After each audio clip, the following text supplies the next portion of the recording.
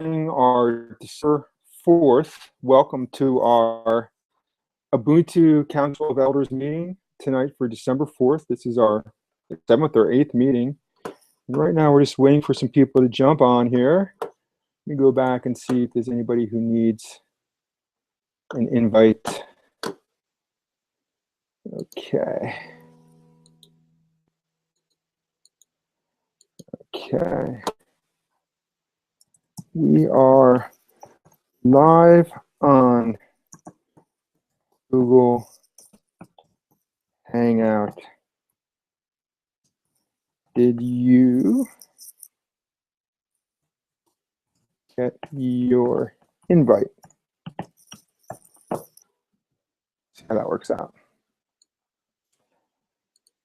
Okay, so let's see. While we're waiting for some people here, just a few minutes ago, I wrote a little ditty for everybody. It goes like this. Thank you for being here. Thank you for being here. Thank you for being here. I love you. Thank you for being here. Thank you for being here. Thank you for being here. I love you.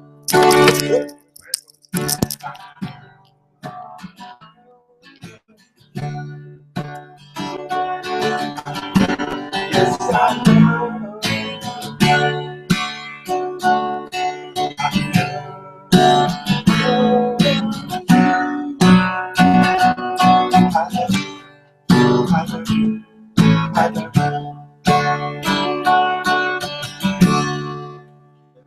My invite went out. I don't see anybody populating here, so I'm just singing to myself. I was hoping to sing for some people coming on.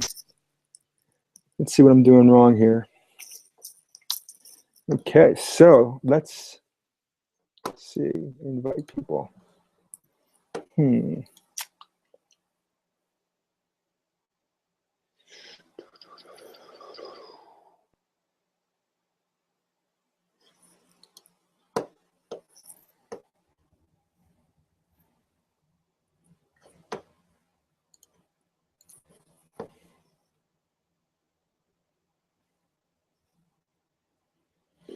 Okay, let's see if anybody's having trouble getting on here. Anybody having trouble getting on? Okay.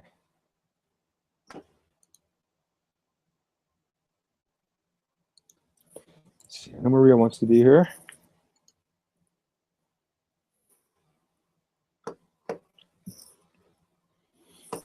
Let's see.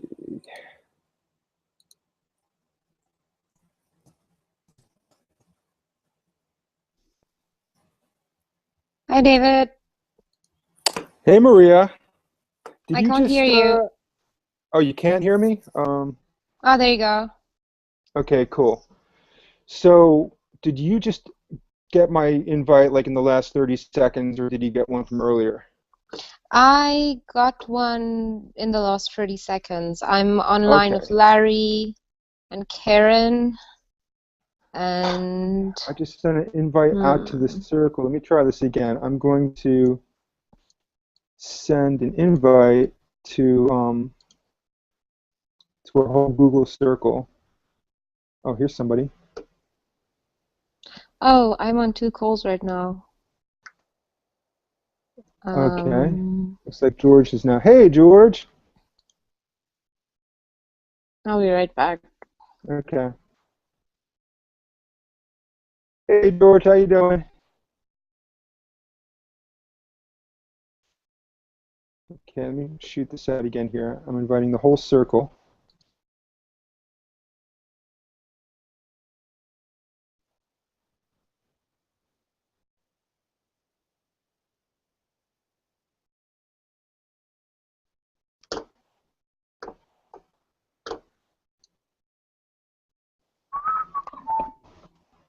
Hi, Dave.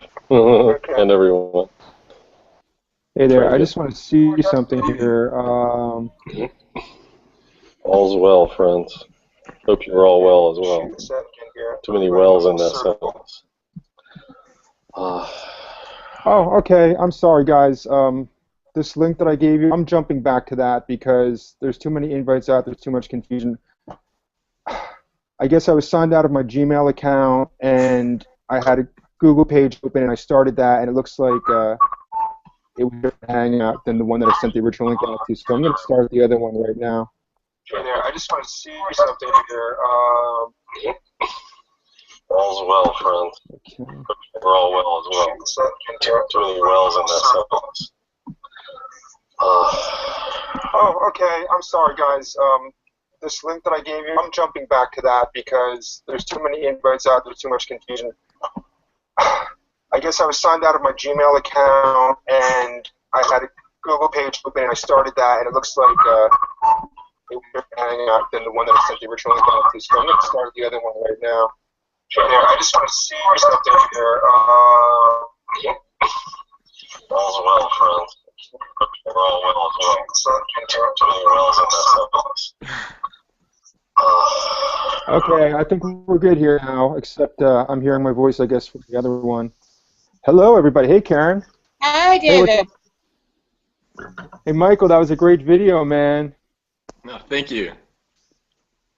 By the way, should we be calling you Larry Twist, Michael McCall? What's best? Anything really. Whatever you like. Well, you remind me of the Archangel Michael, so I'm going to call you Michael if you don't mind. Thanks. Awesome. Mikhail. Okay, so, yeah, Mikhail, yeah. Bonjour, Awesome. Mikhail. So I want to make sure everybody's here who wants to be here. Can you guys help me just keep an eye on our Facebook page? If anybody's saying, hey, you know, I can't get on, I'll go ahead and send them a direct invite.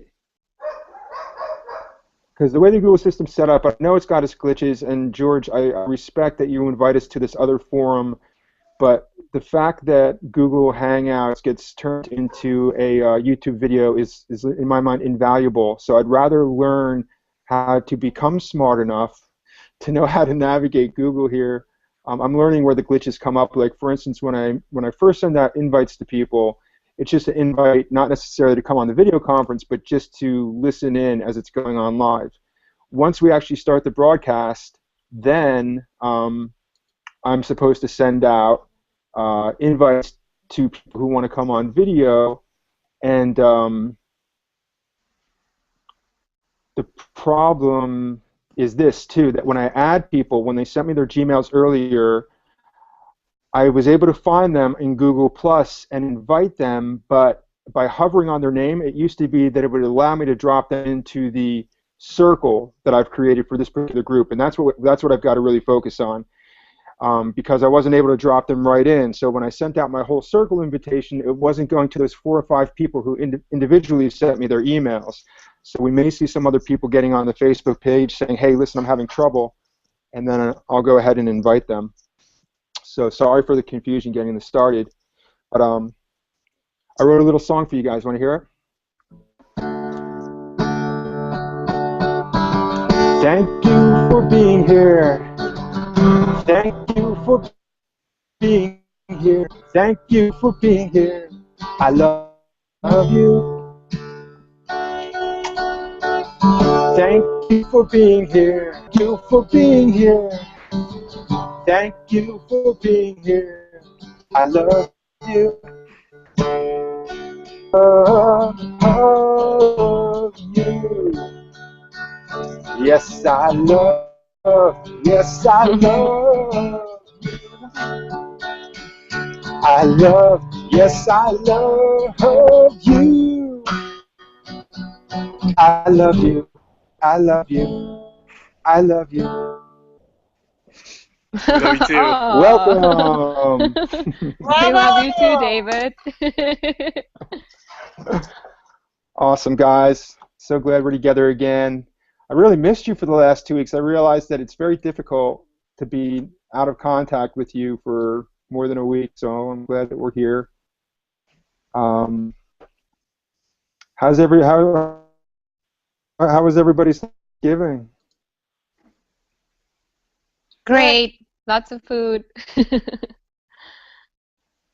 Yeah, I'm like doing double time at the gym to burn that all off. Hello, David. I see David is probably listening in. Oh, thank you, David. Appreciate that, brother. Okay, invite Stacy English. Yes, let me go ahead and invite Stacy English. Thank you, George. Putting that up in the comments. Okay. I'm not sure if Steven is going to join. He said he might not. I don't know if he's got some work that he needs to do or Okay, what's great. going on. How are we looking on the Facebook pages? Is there anybody who's still like, saying that they're trying to get involved here? Let me check quick.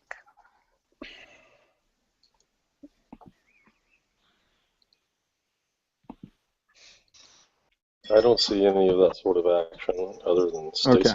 Maybe we took care of her. Okay, great. Carla, welcome. Hello, Karen, David. How so are glad you? to see you. Hello, everyone. Hi, Carla. Hello. Hello. Hi there. Hello. So what do you say we get right into this tonight? For the agenda, just to go over, you can see it in the topic section. We're gonna you got a dog in the background. Can you get a mic Sorry, on? my dog. It's okay. She's going crazy. Sorry. It's all And good. my It's all dog is good. growling at your dog, and you can't hear She her. thinks everyone's talking to her. You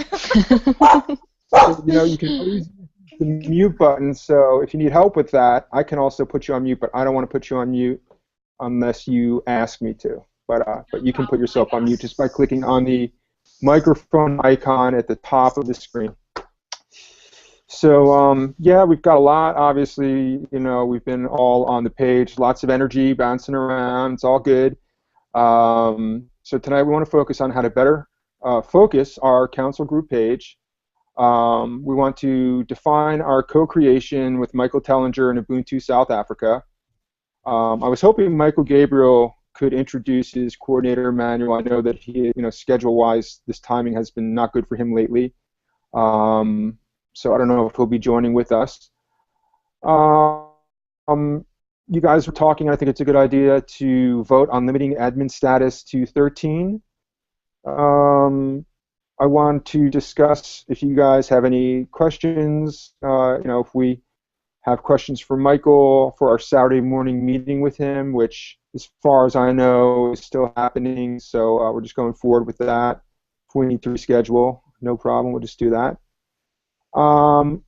We want to also discuss this kind of thorny issue of some other groups, some of which Ubuntu is officially allied with, some not, but that many people out there may associate with a movement like Ubuntu.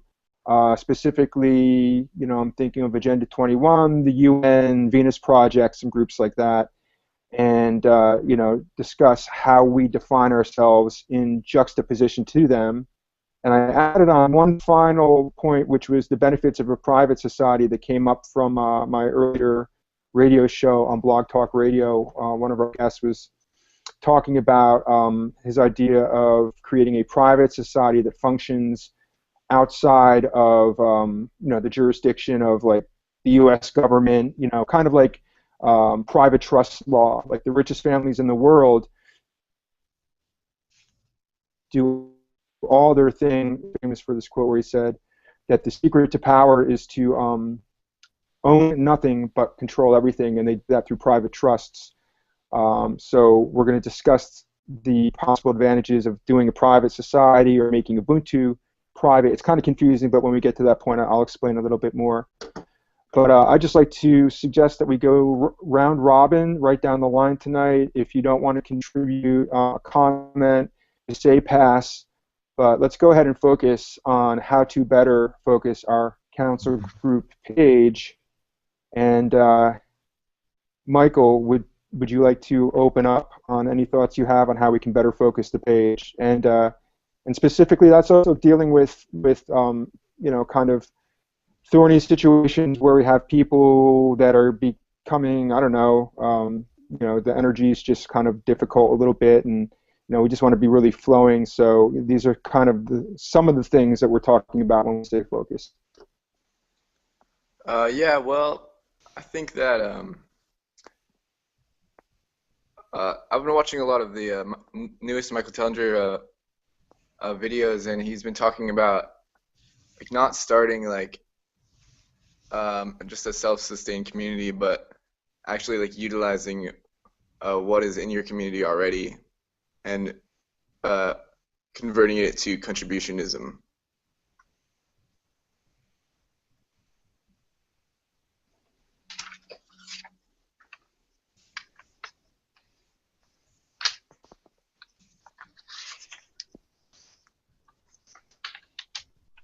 Are you guys waiting?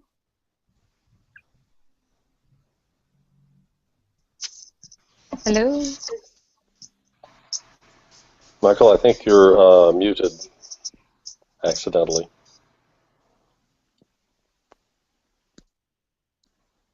Can you hear me now?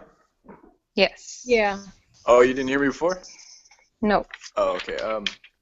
Well, I was just saying, like, I've been watching a lot of Michael Tellinger's videos, like the newest one, and he talks a lot about like not starting a self-sustained community, but actually like using the infrastructure that's already in our communities and converting it to contributionism.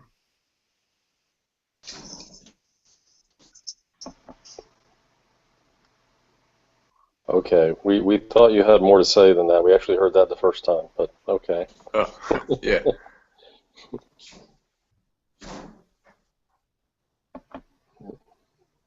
Are we rendering opinions or observations or thoughts on that?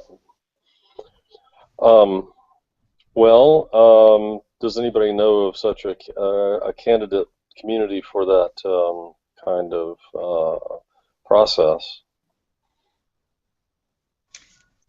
In Pittsburgh, we're actually trying to start that up. We're actually working with the community in which we live in and trying to start up community gardens. We're already a part of that, where we do flower gardens to beautify the city. But now we're actually having a meeting with the leaders of Mount Washington to see if we can have a green space in which we could possibly grow foods instead of, just all the flowers. Like, the beauty part of it is great. We were involved in 3 gardens this past spring, and they really turned out beautiful. And it really helped us to connect with a lot of the people in the city. We made a lot of really great connections that way. So we're trying to step it up a little bit and try to go for a community vegetable garden to try to get the community more involved, because we're finding that as we're posting things, people still don't really understand what Ubuntu is. So we feel this is a really great way to kind of get it started and get the conversation going and get the community involved. So we are definitely going to try to do that. So we'll definitely keep you posted and let you know how that is going for us. We're supposed to meet with them next week, so we'll definitely let you know. Michael, have you tried that? Have you started in your community yet? Have you had any success at all? No, I've just basically been talking to just random people like in places that I go to, but I haven't really talked to any like of the community leaders or anything. Mm-hmm. I also was thinking about if we could make a list of community projects, just like Michael Tellinger did, to where the whole community can contribute and then benefit from that. Right. Cool. Maria, do you have any thoughts on the focus, like tightening up and focusing the group with an actual council page? And probably I should be more specific when, for lack of a better term, and I'm not identifying anybody who has been on there or anybody in particular, but in the future event that we have just a difficult person in our midst, controversial, taking things personally, just slowing us down because we're always having to, like, in a sense, like, let them know everything's okay and all this kind of stuff. Like, how do we handle overly sensitive people who are easily wounded and other stuff like that in our council? Well, it is not easy, but I can suggest that what we can do is send a private message to the person, and just let them know that, just give them a reminder, say, hey, this is not personal. We're all on the same page here. We all want the same thing. Let's stick to our goals. Let's stick to the plan, and just go back to basics, because if you make it too complicated, you kind of just end up just everyone having their own say about what needs to happen, or this is my feelings, you know, and then at the end of the day, you just don't get to your goal and what we wish to achieve. So, yeah, I think a private message would be good to deal with such a person, and just figuring out, just sending all the love that you can, because, I mean, maybe that's what maybe the person is, like, struggling with some things personally. Like, each of us are going through certain things in our lives, but we need to realize that there's ways to deal with that and to let go. It's so important to every day just ground yourself and just release anything that doesn't resonate with you, because in that way we move forward. Yeah.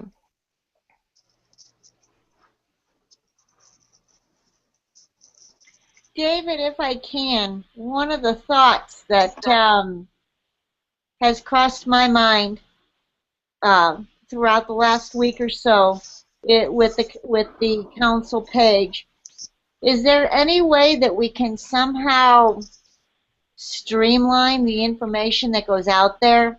I know there's so much that gets put out there that I don't know how many people besides myself really struggle to process it all, just basically due to time. I know Deb Thornhill, who said she was going to be on tonight, I was really hoping that she would be here, is my counterpart in South Dakota, and we have discussed that same fact, is that there is so much out there that it becomes too much, you know, in our daily lives to take it all in. So is there somehow that we can streamline and set guidelines for what is put there, so that when we go to look at the page, we can process it more efficiently?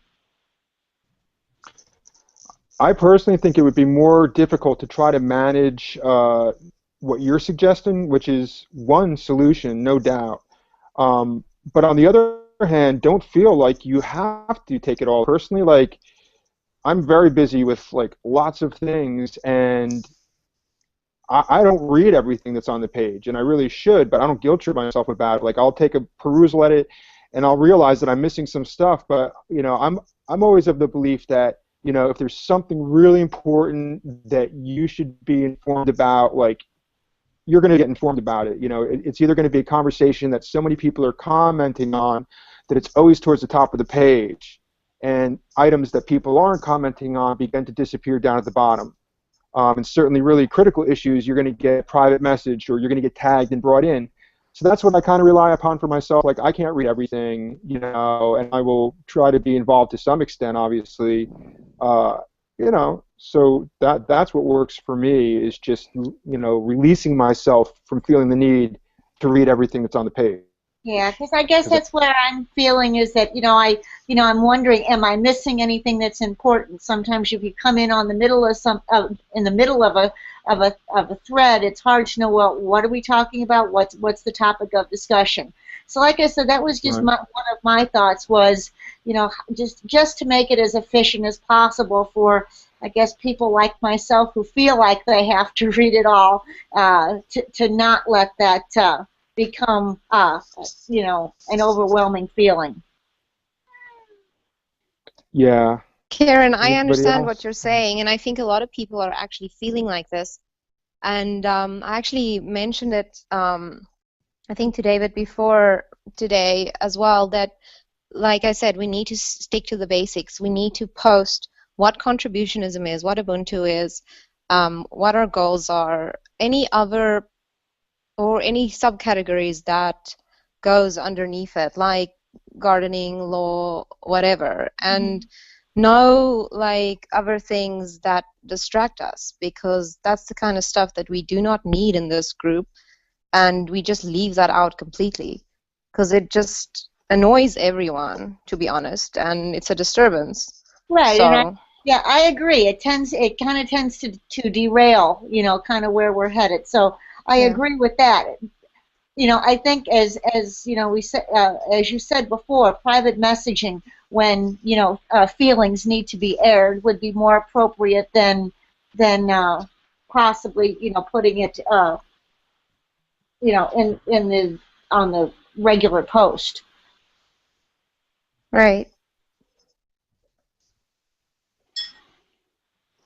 George, I know you had some deep thoughts on the matter as you were discussing earlier in the week, so I'd love to hear them. Okay, so they're not too different from what's been said. If we're talking about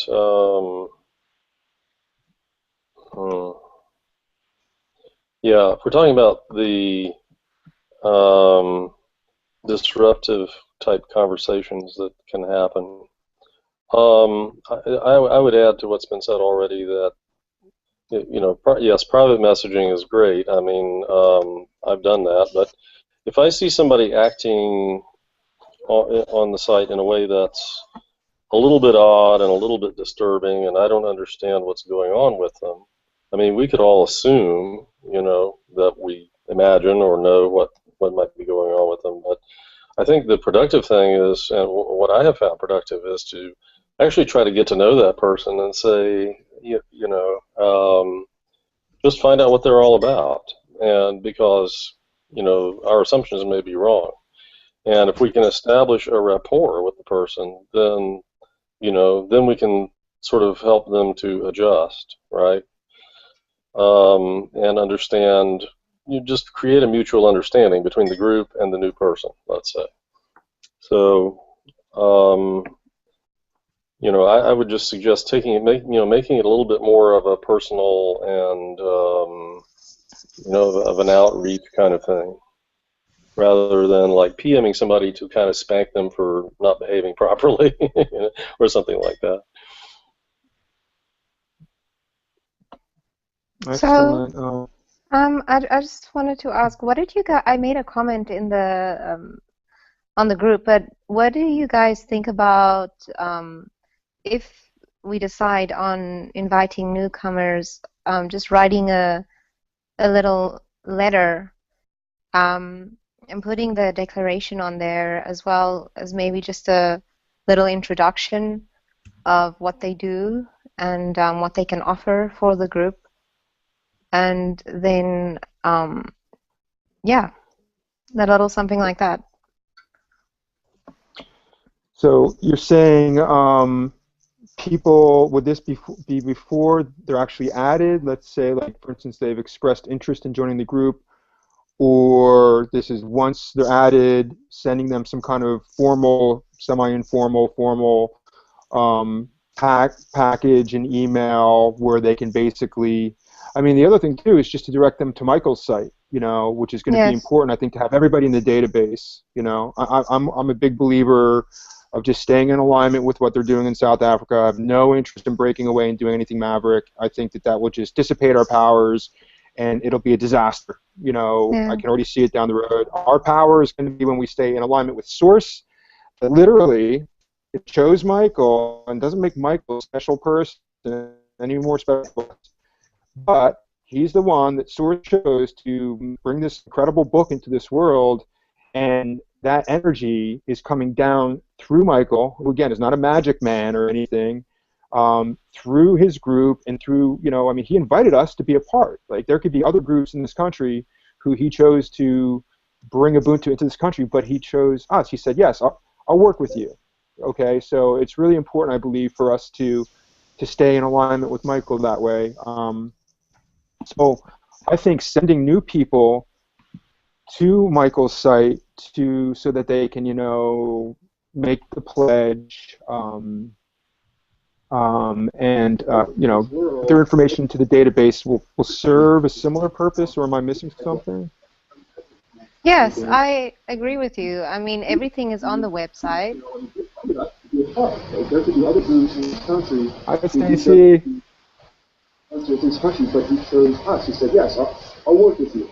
Okay, so it's really important, I believe, for us to stay in alignment with Michael that way. There may be a time delay here. Let me put that microphone on pause here. So that they can, make the pledge, their information to the database will serve. Okay. Weird. That's better. Okay. So she'll probably be hearing what I'm saying now in a few minutes. But Stacy, what you can do is click at the top of the screen to unmute your mic, and welcome. And we're so glad that you were able to join us. And I think, and some who, okay, so she's the only new person to join us. So welcome, yes. So yeah, what do you guys think in terms of what you're saying, Maria? Getting people kind of, I mean, what do you think? Am I addressing what you're talking about, or am I in a totally different zone? Yes, no, you're absolutely right. Everything is on the website. So if people actually go on there and study it and look at the homepage first, just go page by page and see exactly what Ubuntu is about. Everything's there. They can see what Michael is doing in his community. They can see all the newsletters that he's sent out. They can subscribe on the website to get all the emails and updates from Michael and Louise. And also there's a new one that came through today about the elections in the UK, where they're asking for people to actually sign up if they have any skills or anything that they can contribute. So you'll get all those kinds of information on the website. So yeah, that's the best thing to do. And also just reading the book as well, Contributionism. And that's right. That's one thing we definitely have on Saturday is, Michael, will you offer your free PDF version of your book to coordinators who are connecting with us, who are coming in, who have already, owned the responsibility that they want to represent you, Ubuntu at some level. They've been to your website, they've signed the pledge, they've provided their information. Can we give them access to a free PDF?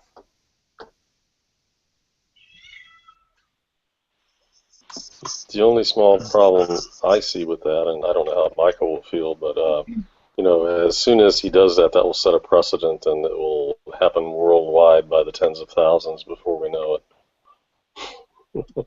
Right. You may not want that. That's fine too. I've total respect for authorship and just creation. That if you are the creator of something that you're offering to the benefit of the world, and it's a valuable item, then a person has got a right to ask for a reciprocal exchange of energy. So I don't view in any way that it's unethical or uncool of him if he says no, or if he wants to charge for it. So I'm fine either way. It would just be more convenient for us, I think, if we have access to the free PDF.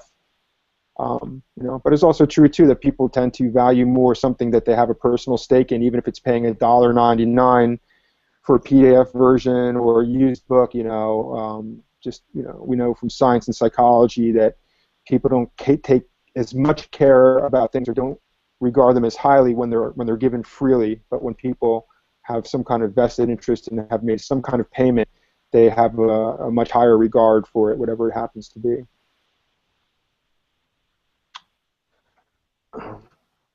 So moving on to our second point here, which is defining our co-creation with Michael Tellinger and Ubuntu South Africa. So you guys have kind of heard what I said before on that. I'll preface this by saying I think we're all obviously aware that there is discussion on the board from some people who are advocating that we basically ditch Michael and do it on our own. That's fine for them to want to do that. I won't do that. I created this page and this council to work with Michael. And I invited people to become coordinators to connect with the mission of this page. So, you know, if at any point people have a change of heart or mind, I'll totally respect that. If they want to like break away and do their own thing, or even do their own Ubuntu style thing like Cindy K. Courier is doing, and I know that Dustin Hoffman is giving her some support there as well. But it does feel a little bit unethical to be utilizing the forum of this stage, the forum of the page itself, to make calls to action to break away from Michael. So that's a little bit of a sticky situation. How do you guys feel about the whole thing of supporting Michael and how to deal with problematic situations like that?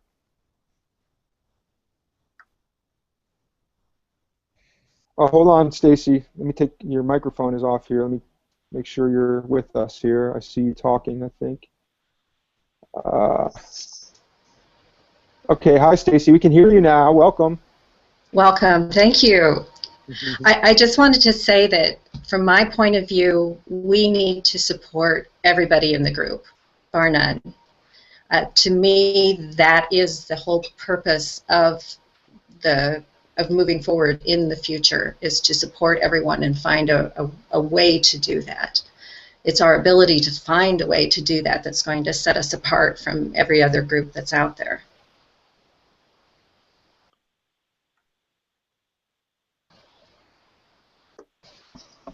Any other thoughts, anybody? Well, Dave, I agree with you. I kind of agree with Stacy, or at least I see her point. I certainly don't think, you know, we should tell people like, you know, our friend Dustin that he should get lost because he's not, you know, doing it strictly according to Tellinger's approach, or people who don't want to sign the declaration. You know, I mean, as long as they're not actively causing trouble and disruption, you know, it's like we can make common cause with them at least, you know, at least up to a point. Now, you know, I don't think that we should allow them to, you know, use the Ubuntu Council as a means for drawing people away to their, you know, their version of Ubuntu, if you will, or whatever it is, their variation on the theme. You know, because as you said, we started this to be the Ubuntu Party USA, to support the original version of the Ubuntu Contributionist movement, right? So that's got to be the primary purpose. If we want to have people involved who are, you know, respected and loved observers and people working on a parallel track with us, fine, you know, as long as they don't cause trouble, I think. And there can be mutual support, you know, in appropriate ways. Thank you. Anybody else? I'd just like to share my thoughts.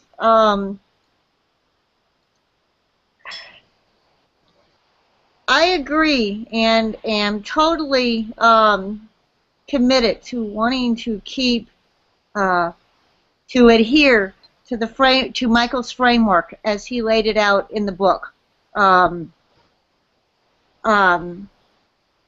think that, you know, we in adhering to that,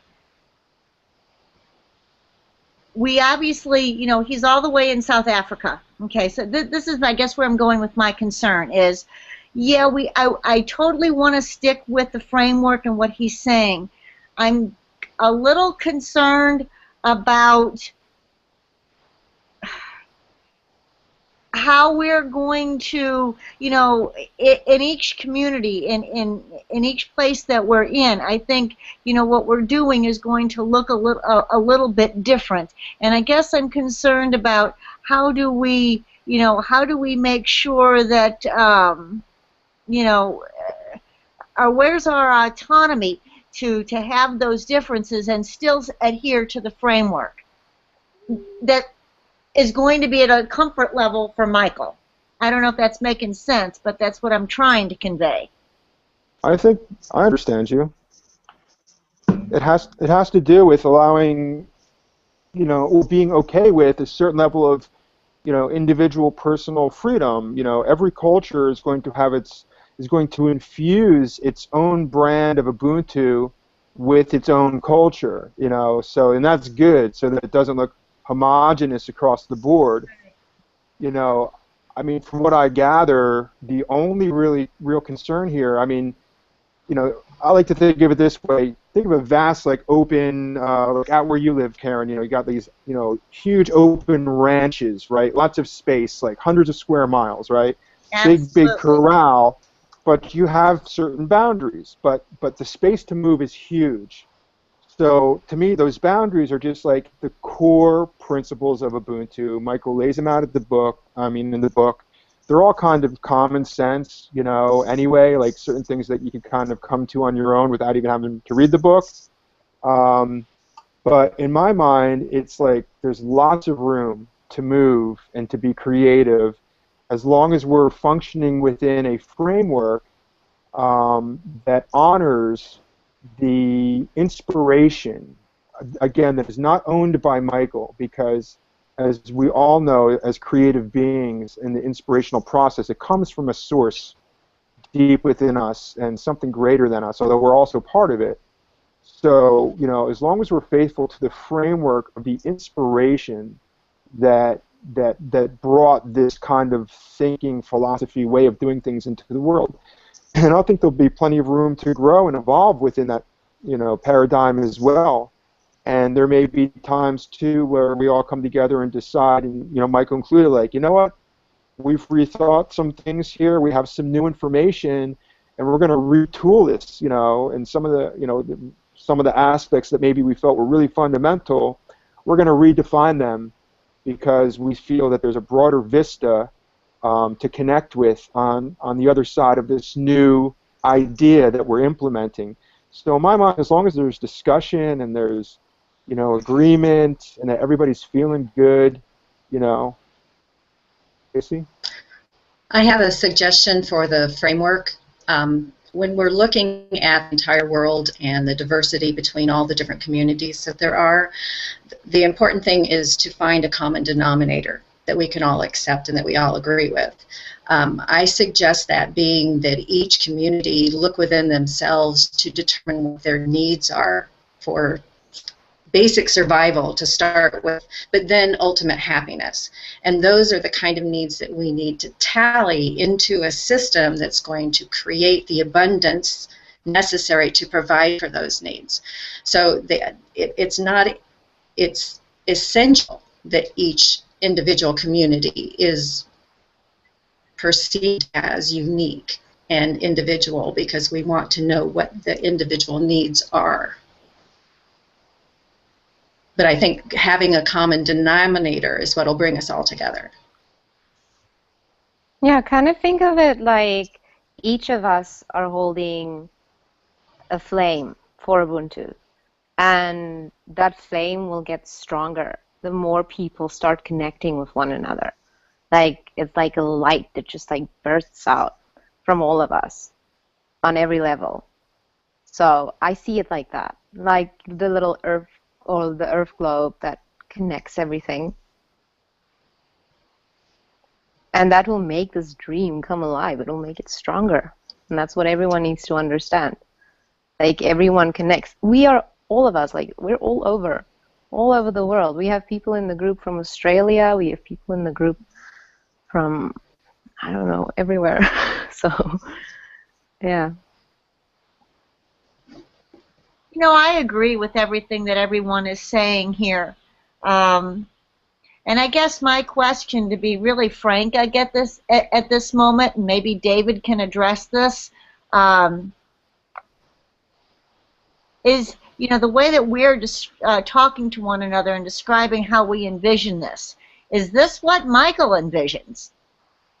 And since I don't know Michael, I can't speak to that. I can only, you know, make my own personal judgments on what I've read, and you know, that's, you know, as we all know, everybody's judgments are their own and personal, and each person is going to have a different take on what they read and hear. So, I guess that's my question. Is our vision going to mesh with what he's wanting?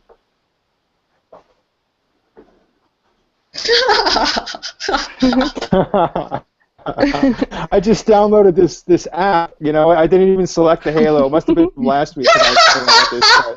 I just saw that David Siskowski downloaded this. What is it called? It's called Google. Yeah. So, you know, you don't realize it perhaps, but Joey Sapp is doing that to you. We a couple of giving you a Halo and stuff like that. Can I get horns and Halo at the same time? Yeah, we all have both sides within us, right? Oh yeah, so true. Karen, I actually want to answer that question in a sense. Me coming from South Africa and knowing how the people there are and knowing the integrity and the values that people hold within themselves and the pride in that country, I completely understand Michael and where he comes from. And for me, who have seen the way people have lived there or are living there, I completely resonate with everything, and that's why I feel so strongly about Ubuntu, because I can see how it can implement change around the whole world, and I can see how this dream of taking away poverty and bringing equality to everyone in the world is a dream for so many good-hearted people.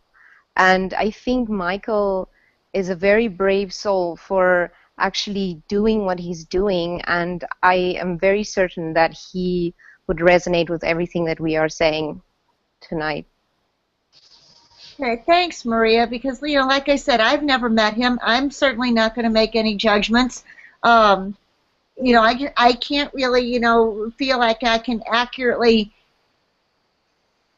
imagine what he's thinking based on what I've seen and read. So that's why I'm so looking forward to, to having this interaction with him on Saturday, just so that I can, you know, I guess gain a connection to him. Yeah.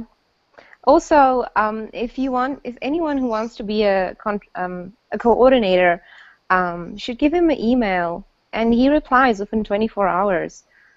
Just what your situation is, what you wish to, the changes that you wish to implement in your community, and yeah, just a little background, because then you already make that link and you go from there.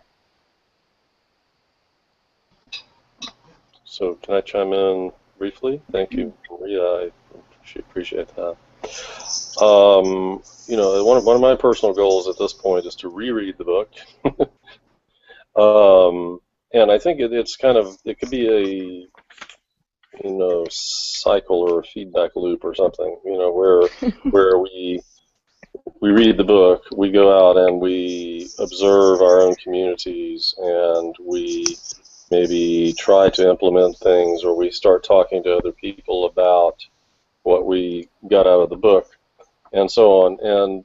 And yet, you know, the nature of human memory is that you gradually lose the pointed, precise, detailed understanding of what Michael had in mind. And, you know, I greatly respect Michael's thinking ability and the ability to put heart and mind together, you know, and think through complex problems and how to solve them. So, you know, it's almost like, you know, a Bible in a way, and I think somebody on the group used that term. And, you know, I don't think it, you know, I don't know. I don't want to go down that path, but in the sense that it needs to be something we keep referring back to. And Michael said, you know, in one of his posts recently, that yes, variations will happen, variations will be needed, but we need to start with the basis of what's written in the book and what he's thought through at this point. It might be that, well, let me finish that sentence. We need to start there, try to implement that, If we find something that's not working, then we can start thinking about changing it. Or if we actually see in practice, oh, maybe there's a better way to do this than the Ubuntu contributionism Bible way, if we want to use that term. Okay, so then it might make sense to start playing little variations on the theme. But at this point, and I think this is a good sort of thing to talk about, is the idea of starting new communities, because this is kind of a something that resonates with Americans a lot more than the idea of going into a small town and turning it into an Ubuntu community, from what I've seen. There's a tremendous amount of interest in starting new communities, not so much interest in going and fixing some small town somewhere. So that's probably something that is going to be discussed and with Michael, and I know there are some of us that want to have that discussion with him. So I don't know how that will turn out, but I think for the immediate term, I live in a city, okay, so there's no small town around here that I can convert to an Ubuntu community or lead others in doing so.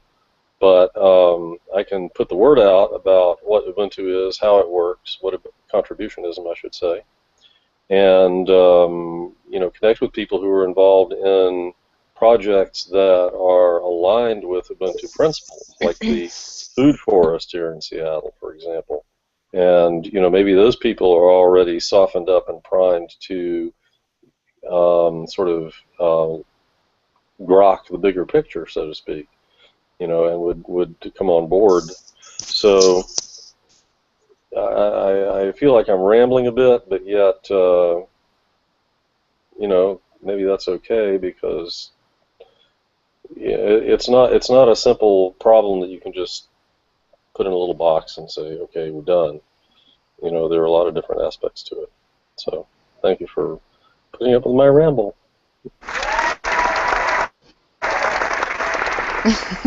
Thank you, George. Next up, hold on, ready? Who's next? Thoughts? I wanted to add something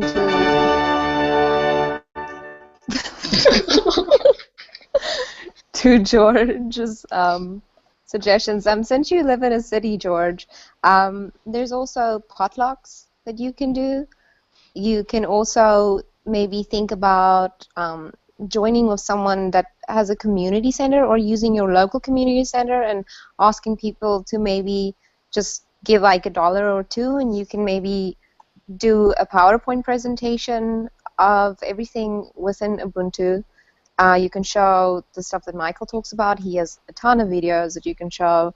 You can also, and I think, there's a lot of things.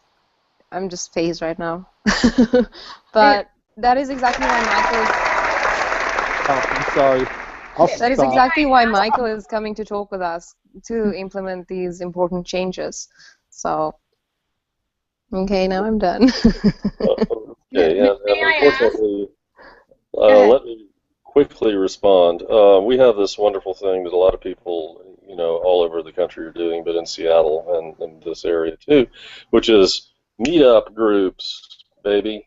And I belong to some, so I can go, evangelize those people. But start a new one. I just need to find a venue and create a meetup group for discussing Ubuntu contributionism and see who comes or who joins. Point.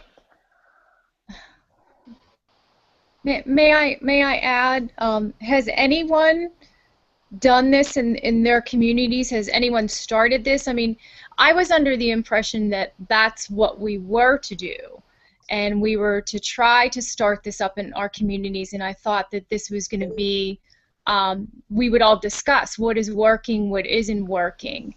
Yes. Has anyone else started? Are they able to do that as of yet? And if so, have you had any success with it? Like, what have you seen so far? Are people really connecting with it in the community, or are you finding that maybe there's like a little bit of fear there, and people aren't getting involved because they don't understand what it's all about yet? So there's going to be just different scenarios. There's people like yourself who are in more urban areas where there's lots of interest. People are living close together. People are trying to find ways to save on gas and energy and money. Lots of different things, like whether it's transition town or similar things, a lot of crossover, whether it's community-supported agriculture. So people have a distinct advantage of being able to move quickly. It's more difficult to move as quickly in more rural areas, like where Aaron is and kind of where I am. So what we have to remember, this is an organic process, and like we have to be thinking in terms of like the 25-year plan. I know we all want, the golden age for 2 years from now, but let's be honest, that's highly unlikely absent some miraculous, or catastrophic event, both of which are unlikely. Things like this take a while to inoculate into the public consciousness. What's important now is to keep showing the ideas, the fundamental, distinct ideas of Ubuntu contributionism, the specific ones that demonstrate clearly how it's a superior model to what we're currently working with right now.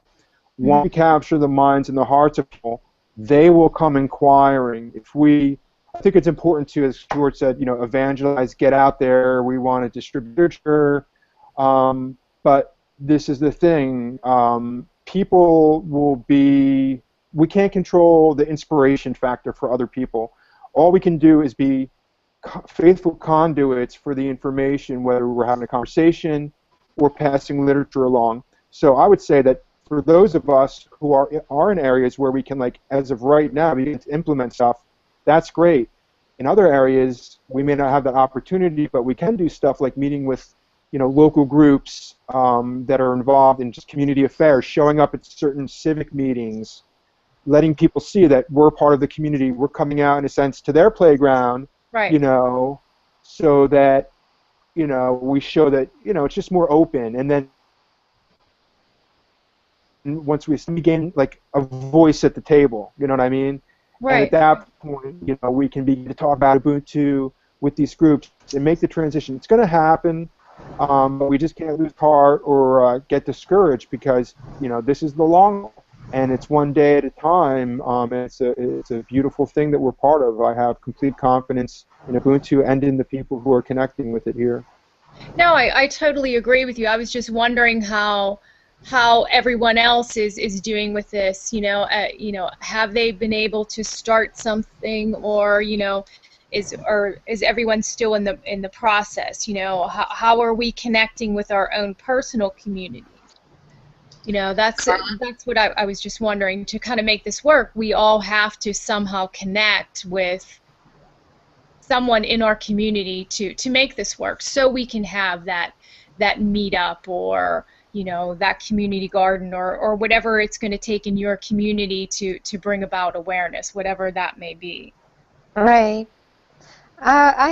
There's this old man in our town, and he basically wants to start connecting people to come and talk about very similar things like Ubuntu.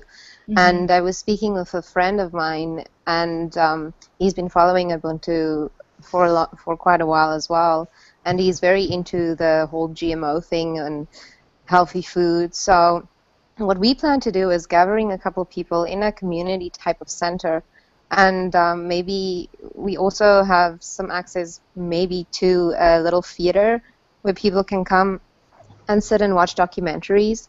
So we might do that as well. And I'm also going to start gardening here at my own home, and what I was thinking of knocking on people's doors, my neighbors, and telling them, well, that that you can garden during winter, and giving them some guidelines, and then you start connecting with your neighbors. Then you all grow together and share ideas, and then you go out from there and you can share pamphlets. You can show the pamphlet that we have, or create your own very similar one just with your town name on that. I want to do t-shirts, give that out, or sell those for Ubuntu. And yeah, there's so many ideas that one can do. Right. No, I totally agree. Yeah, that's great. Carla? Yes. I don't have any resources to start a community, and I have spent about a year thinking about what a person without resources can do. And I talk with people who are deprived, who are living in poverty, and what they aren't aware of is that they shouldn't be there. They're all accepting that the law is what it is, and they just have to make the best out of what they've been dealt. And Right. when I'm able to talk to them directly and explain to them the law doesn't permit consent, that it is slavery, they have no trouble understanding that because they live in it. Right. Right. So, you know, I'm not willing to wait 20, 30 years for an Ubuntu community to start up. What I am doing, and George is helping me work on a petition, is to get the right words to have the politicians not be able to look away and ignore anymore. That's That they're- exactly that it. Yes. Yes, what Yeah, they I what agree they wholeheartedly. cannot do is ignore Yeah. us. Yes. Yeah, I'm So with I'm you. right now I'm looking for ways to get out the word more and get the petition started. That's fantastic. Because even in the community that we're working with, you know, it's a very mixed community. It's the people of the community. It's amazing. They refer to themselves as the haves and have-nots, and you know, it's really sad that they refer to themselves in that manner. And there are a lot of who they consider to be the have-nots that. That's where we're really trying to focus on, to show them, you know what, you do have resources. Maybe you don't have the funds right now, but we can, if we all work together, we can help to make it easier for everyone. And that's why we're working with a community center, because we found that there are literally people within the community center that are placed there to help people, that the government itself is denying them to even give up the help. So we're trying That's to so work true. with them so that we can say, you know, look, you want to help? This is the way that we can do this together. Since they have the in with the community, in with these community centers, they can help us gather, you know, maybe a little piece of land just to start a garden, even if it's just something little, you know, just to start with. It's a start. You have to start somewhere. So, I mean, I think that's great what you're doing too. That's fantastic. Wonderful. Well, you're giving them a sense of independence, and that's fantastic too. Yeah, that's what's so important, you know, and you give them that little bit of independence, and I just think they're going to run with it, you know. Yeah. Yes. Yeah, all of a sudden they're going to be empowered, and they're going to want more, and they're going to be want to involve more, and then they're going to tell their friends, and there's going to be more and more involvement. It just takes that one little small start just to get the ball rolling, and that's what we're trying to do in our community, is just get that ball rolling. So yeah, Yes. I'm with you 100%. Totally agree. That's great. Same here, kid. Yeah.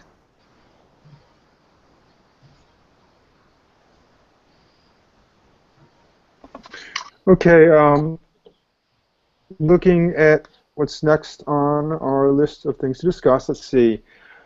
Vote on limiting admin status to 13 as per the Ubuntu Council model. I forget who it was, but somebody had mentioned this in the group that we should talk about this. And yes, you know, this may be a good idea. I'm not entirely sure. I know we've got about 260 people on the council page. I think this part of this rose because of the controversy over some censorship, which was, I think one of our council members had jokingly posted a picture of Nicki Minaj or something that another person found offensive and then removed the picture. There may have been more, I think I'm just aware of just that one instance. And in the thread that we had that we were discussing censorship, I expressed my personal opinion, which is that, you know, censorship is very serious when we have to, you know, remove something. Like, in other words, we just can't do it on a whim. There has to be some kind of process in place. If we have people who are essentially repeat offenders, or who are like are not getting the big picture, and like, you know, people are trying to like nudge them in the right direction and they're just not getting it, that's a different story. But you know, we can't just be policing each other and deciding on a whim like, oh, I don't like that, I'm going to delete that. So I think that this idea emerged from that controversy in part. I personally see some merit in reducing the amount of admins. But when I had set up the page, my original thought was make everybody an admin, not only of the council page, but also of the Ubuntu USA page also, and then everybody take responsibility to represent to the best of their ability. That was my original thought. Well, one part of this, Dave, and everybody, I think is, you know, I hate to make things more complicated for everybody, but you know, we still, no matter how we slice or dice it, we need to clearly articulate how it is that we handle things. And when I say we, I mean, you know, that could be by majority, you know, decision, but more so, you know, what works, and it has to come not so much from majority vote, but from wisdom, you know, which is where you come back to the idea of selecting the people that we as a group deem most wise, you know, to make these decisions. But anyway, you know, what's the right way to handle situations like that? If somebody posts Nicki Minaj, do you just remove it, or do you, you know, post a comment saying, okay, what did you have in mind? Would you please explain? This doesn't, at first glance, seem appropriate here. You know, that kind of thing. And I personally lean toward, you know, not making these snap judgments about things. I've got a couple of situations on the Ubuntu Contributionism Washington State group, things that came up where people posted things or went into long-winded comments about irrelevant stuff as far as I was concerned, and I just handled it right there. I had a little conversation with them and clarified what I thought was appropriate and what was not and why. And it worked out great, and I just left it up there, you know. So it's like a precedent, as it were, right, for whatever happens in the future. And it's also totally transparent, so people can see how is George administering this group. Okay, you know, they can see, and those situations are left up there as examples. And you know, and of course, if they have a problem with it, they can talk to me about it.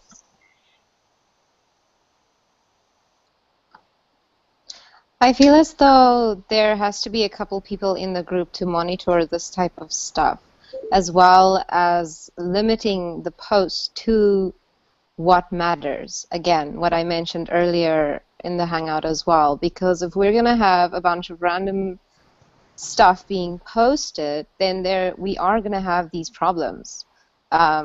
Keep your personal jokes and things aside and stay focused on what we are trying to create and what our mission is. I know all of us have a sense of humor and we find the bright things in life and it brightens our days and everything, but we need to be serious because this is a very serious matter, especially with everything that we are dealing with and everything that we are taking on.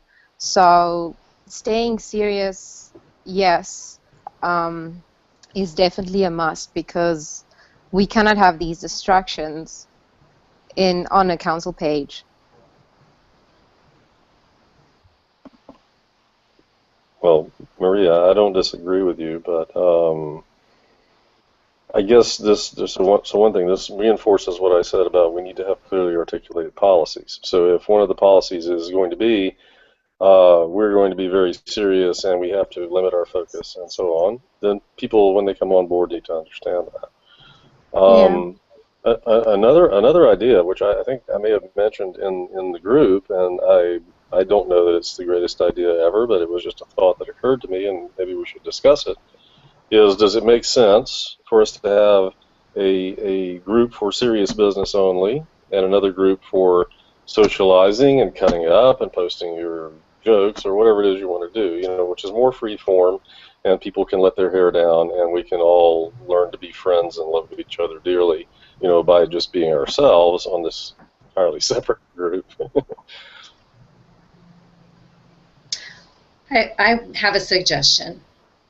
When a puzzle needs to be put together, there's an orderly way to do it, and then there's the haphazard way to do it. And the orderly way is usually the one that's the most efficient. It causes least friction, least interference. There aren't any distractions. I think if we set that as our goal, that we want to avoid distractions, we want to avoid things that take conversations in a way that's not an evolutionary path, that totally disrails things. That with that as the goal, and if we monitor by lifting the conversation back up to where it should be and putting it in a proper direction with focus, that most of the I think everybody will catch on to that. It's something that not everybody's familiar with and probably don't do it on a conscious basis. But if we're going to be the representatives of how to be able to communicate with each other, this is the example we can set.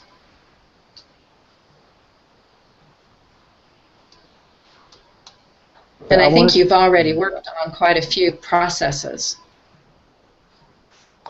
I want to, if you're done, I want to share some notes that people are leaving on the council page. So let's see here. Noe Del says, yeah, I'd like to participate. Okay, I think this group, so it's not so confusing, should be used as a platform where all coordinators connect with each other and discuss ideas on how they can help create community in their specific area. Like, how can you bring Ubuntu to your state, then county, then town? I see a lot of posts on free energy and awesome quotes and all things good, but they don't help us connect into how we are going to manifest this vision here in the U.S. That's great. I want to address that real quick. I want to propose that we get behind Noe's idea here and redirect people to the main Ubuntu page to share stuff that's more about Ubuntu culture, whether it's free energy or awesome quotes, this kind of a thing. I think it'll really sharpen up what we're trying to do, and it'll go a long way towards what you were suggesting, Maria, if we ask everybody that's in the council group to limit their posts within the council group to actually sharing ideas of local implementation, whether it's at the state, county, or town level. That's really, I feel, how we should be best utilizing our time and energy on the council page, at least. Any thoughts on that? David, welcome, by the way. Loving you, brother. So Dave, so the other group you're talking about where we could be a little more free-form is which one exactly? Ubuntu Party USA. It's a fan page on Facebook with getting towards 6,000 members. Johnny, okay. David, brother, you have any thoughts you'd like to share, man? Well, I like that idea of putting forth things that people are doing in their immediate community about Ubuntu. I started going to the library and inviting people to talk about it, but I think that some just little progress there would be great to put forth, you know.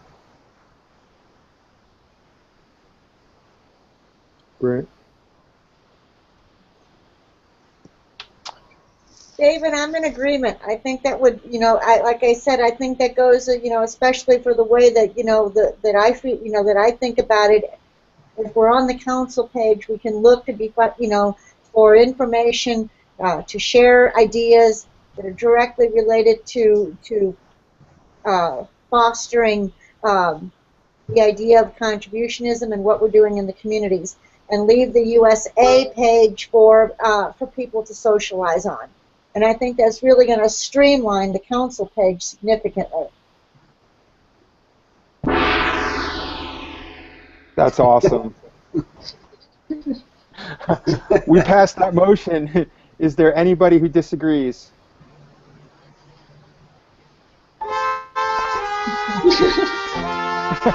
Okay, so we'll take that as a yes from everybody here. And it kind of stinks that we don't have other people here who can weigh in directly. Let's just check chat here. I agree. David Suzuki says, "Excellent. I hope I've got your last name pronounced right, brother." So I will finish at the top saying that as for our group decision tonight, we are asking that everybody relegate their posts to actionable strategic planning for direct implementation of Ubuntu principles at the state, county, and town level, and that this forum is mainly for sharing those ideas and helping each other get that started in our respective communities. Aye. Okay. Let's see, moving on next here, let's see what else we got on the agenda for tonight. Okay. Oh, let's see, we've got some other... Dave, I have to interrupt. Michael Tellinger says he's trying to connect, so could you maybe invite him, and if you need me to drop off to make room for him, I'll be happy to. Oh, yeah, that would be great. Let me go ahead and try this again. Great to have Michael with us. Let him know I'm going to try again. And let's see. Yeah, let's see. 1, 2, 3, 4, 5, 6, 7, 8, 9. If somebody can just be willing, maybe David, since he's listening in anyway. David, is it okay if I just if I click you off the video conference? Okay, awesome. Thank you, brother. Let me see how we do this here. All right. Shit. Okay. Give you the opportunity to eject you, unfortunately. So there you go. You've been ejected. Hope you had a nice ride. What's up, Noe? How's it going, brother? Hey, guys. Glad to join. Oh, man, I'm so glad that you're here, man. I've got a special treat for you. Hold on if I can get the fun going here quick enough. Oh, excellent. I might be too late, though, here. I can't even figure out how to pull up the fun. Oh, Google Docs. Okay, so, yeah, in honor of you being with us, we'd like to welcome you with proper fanfare. Thank you, thank you. All right. We got Larry Lloyd Twist back with us. And we hope to have Michael Tellinger with us shortly. Okay. All right, let's see how that works out. So either way, I will hang in here for a while with Michael typed a minute ago. We're having so much fun here. I want him to come on and have fun with us. Let's see. So let me just tell you what he wrote here. So Michael says, "Hi everyone, I'm trying to join the meeting with no success, so I wish you luck in all you're doing in laying the foundation for an unshakable movement of higher consciousness in the USA. The USA is my home, and what you do there is very close to my heart. We have developed very strong relationships with thousands of people in the USA over the past 6 years. I will hang in here for a while with my keyboard." Let me just type back, "Hi, Michael. We are trying to connect with you. Thank you for being up so late to connect with us. Can you join with us? 2 p.m. I think it's 2 p.m. right, Marie? Our 10 p.m. is his 2 p.m. I'm pretty sure. 2 p.m. I'll put 3 p.m. your time on Saturday. Like it says. Yeah, we are exactly 8 hours behind them. So if it's 10 a.m. here, it's 6 p.m. over there. Very cool. Okay. So, getting back to our agenda now. No, you just came on, and I had shared what you said, and basically you inspired a movement, and your contribution just altered the whole policy of our council page. We just kind of basically voted on your proposal and agreed that council page should be used primarily for just strategic planning for coordinators. So thank you very much. Excellent, excellent. I'm glad the idea resonated with you guys, And like I said, I find, all the posts are really inspiring, and I just think that it takes away from the essence of what the group is supposed to be, like connect together, and then there's a discussion going on, per se, and then it'll just, be flooded with, like, other images and whatever, but I'm glad that you guys, resonated with it and decided on it. Awesome. So Michael is saying, I will be away from home traveling back from talking to the tribal chiefs. That's awesome. I want to talk to tribal chiefs too. Sweat lodges. Yeah. We really should. Like here in Jersey, we should find the Lenape like people who are still representing that tradition, Noe? I mean, I know you're kind of in that area too over there by... Come to South Dakota. You can sweat anytime you want. Oh, awesome. You're so lucky girl. So Michael says he will not be near a computer. I am on GMT +2, generally 7 hours ahead of New York City, 10 hours ahead of LA. Okay. So right now George is conversing with him. He's saying right now it's 6:23 in the morning. I don't know if you guys can read what I'm reading to you, but that's what they're talking about there. Okay. So back to our agenda, just to keep everything focused and on time here. Yeah, sorry if I was disrupting. I'm just trying to make sure that we get our time zones aligned here. No, it's all good. It's all good. All right, so here's this obvious thing, okay? Some of these other groups and movements that people will just naturally associate as like being similar to, like, everybody's going to think that Ubuntu is like Zeitgeist, which is kind of like New Earth Nation, which is kind of like Venus Project, which even is kind of like Agenda 21 and some of the, Kyoto, UN stuff. So how do we deal with this kind of like array of movements that have very similar qualities, but at the same time, like, to me, the whole battle for this earth is it's a battle of jurisdiction happening on the spiritual planes. And when those powers that have maintained this dominance for the last couple thousand years recognize that their power base is being challenged by a superior and divine and organic and creative movement, it's going to do what is called controlled opposition, which is that, if we can't beat the opposition, we can control it by basically becoming like it and making, for one thing, we capture revolutionary energy of new people who are awakening with really pretty literature and grand sweeping promises of like these celestial golden age cities that we're going to build, and we divert revolutionary energy into these dead ends. We know they're dead ends. They don't know they're dead ends. In fact, what's going to happen is that we're going to get them so juiced up and excited and encouraged, and that, Michael, welcome. Are you guys there? Yes, welcome. Hey, welcome. Hi, Michael. Oh. Hey, Michael. I don't know. Okay, are the people at the bottom on my screen, is that who's participating? Yes. Yeah. Is this your first Google Hangout? How's it going? It's going really good. And thank you for joining us. It's a pleasure. I wanted to, make you realize that I'm a real live human being and not just someone on the other side of an email. With the tiara. Great to connect with everyone in the USA, or with this group, should I say, rather. And thanks for everything you're doing. It's really encouraging to see what's happening and how people are just seem to be attracted to this message, especially in the USA. It's really amazing. I just sent David a message on Skype to say that the USA was the first place that we started spreading this message. Well, about 10 years ago, but actively about 6 years ago.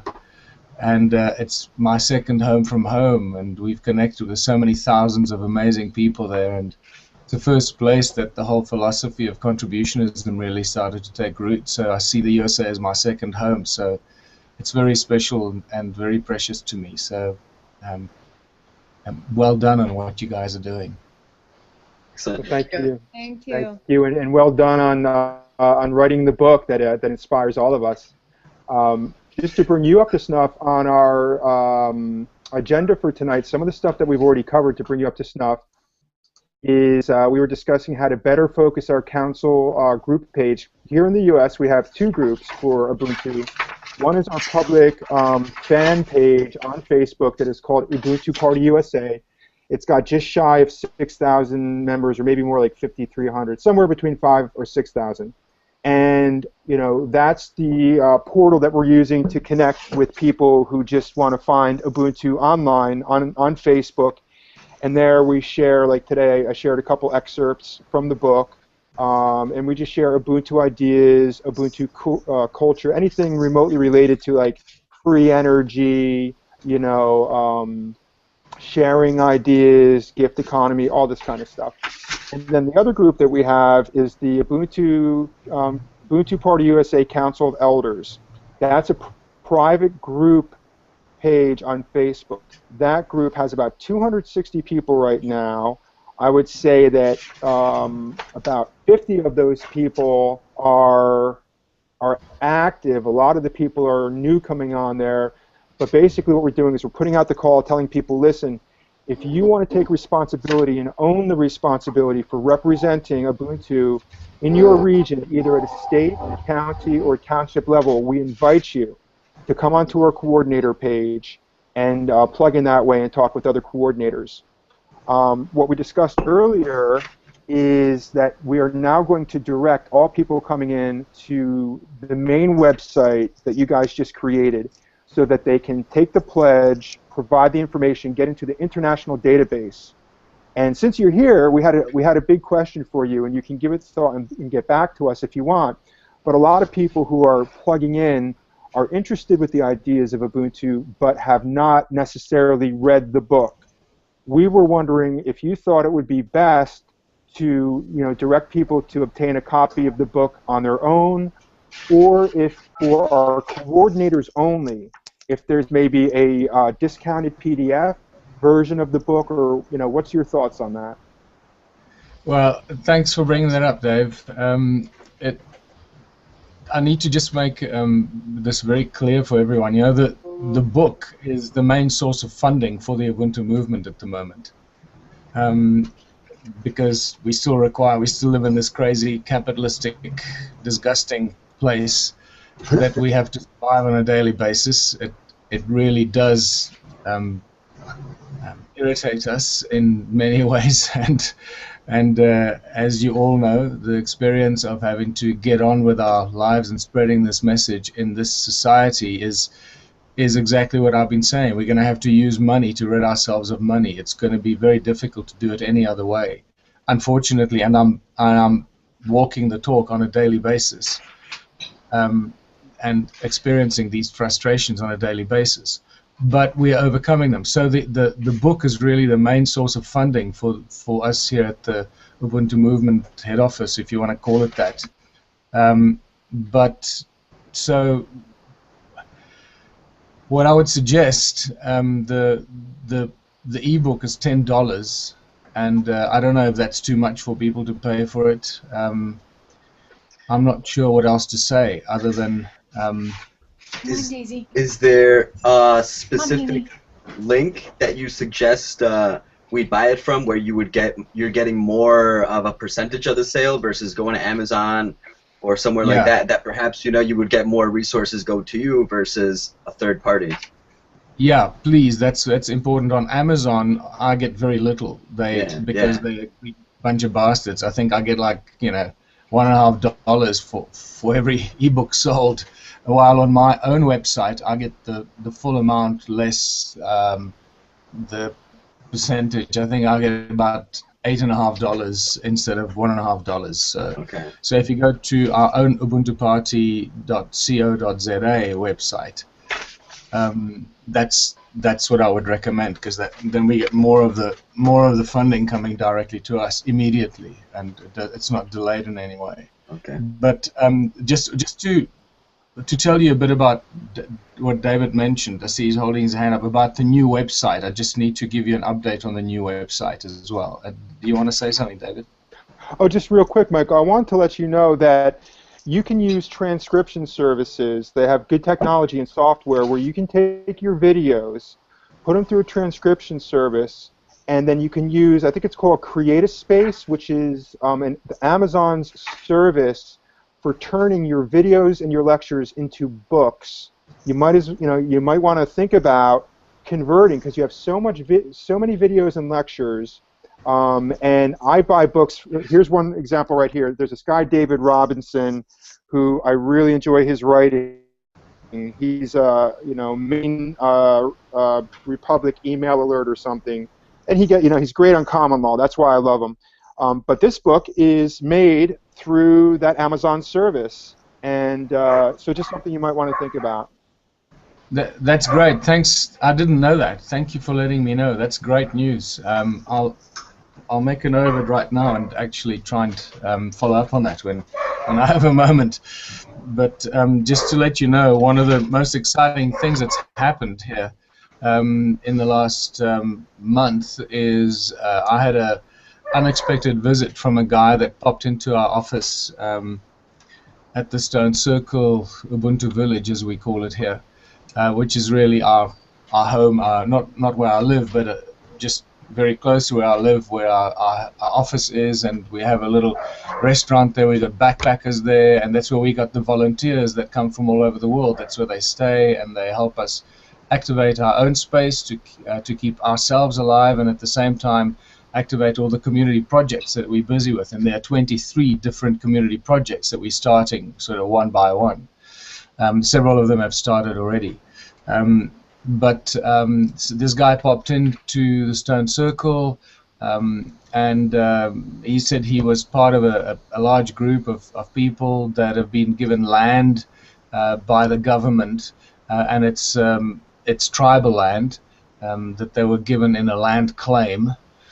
And they heard about what we were doing with Ubuntu and contributionism, and do I have a solution for them of what to do on this land? So I explained to him briefly what I would suggest, what we're trying to do here, or what we started doing here.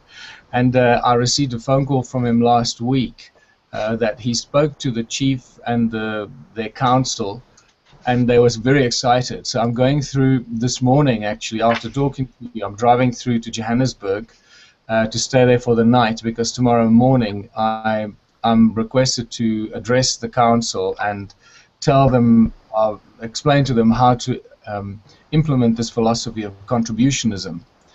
And that's really exciting. So it's now I'm being invited. This has taken how many years of work in the field, and now the invitations are coming in to explain the philosophy to these. So it's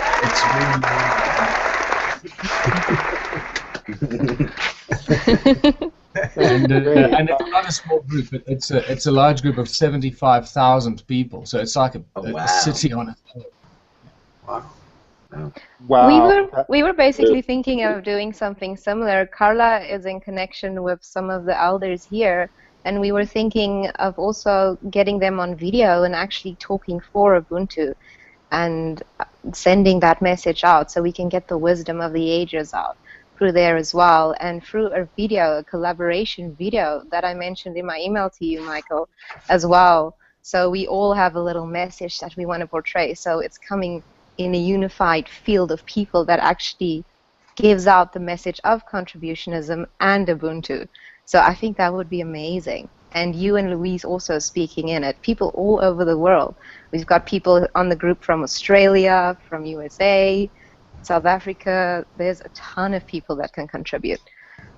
Fantastic. Yeah, this is what I've been suggesting, and I know the Canadian crowd are doing that actively. We made a very strong connection on our tour through Canada in May, June, with several native Canadians, Kevin Ajwan, and specifically various others whose names now escape me, because we sort of met them when we came in and out of the towns.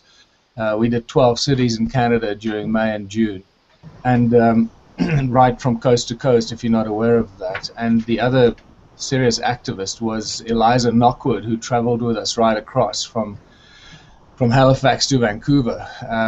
So it was real activation in Canada, and that's where the native Canadians are very involved in the Canadian Ubuntu contributionism movement, which is critical, because what I find is that the tribal lands are really a great seeding ground for this philosophy, because the tribal chiefs have far more control over their own land, where people in the city are far more controlled by the draconian government municipality. So it's not going to be that easy. But in the same breath, what we're doing in our town, and I'm not sure how possible this is in the USA, we're just taking over all the vandalized and abused and abandoned installations and buildings that have been left abandoned by the municipality, and there are quite a few of them. So if you've been following what we're doing here, we just took over the town hall and what used to be the sports recreational center, which was completely vandalized. It became a giant human public toilet with just human excrement everywhere, everything ripped off, ripped out, vandalized, broken. And it's taken us 4 months and every cent I have to fix it up. And even yesterday we were down in our closest city buying, surround sound movie sound systems, so that when we start showing movies and documentaries, we have a proper sound system for the people, and we don't treat the people like second-class citizens.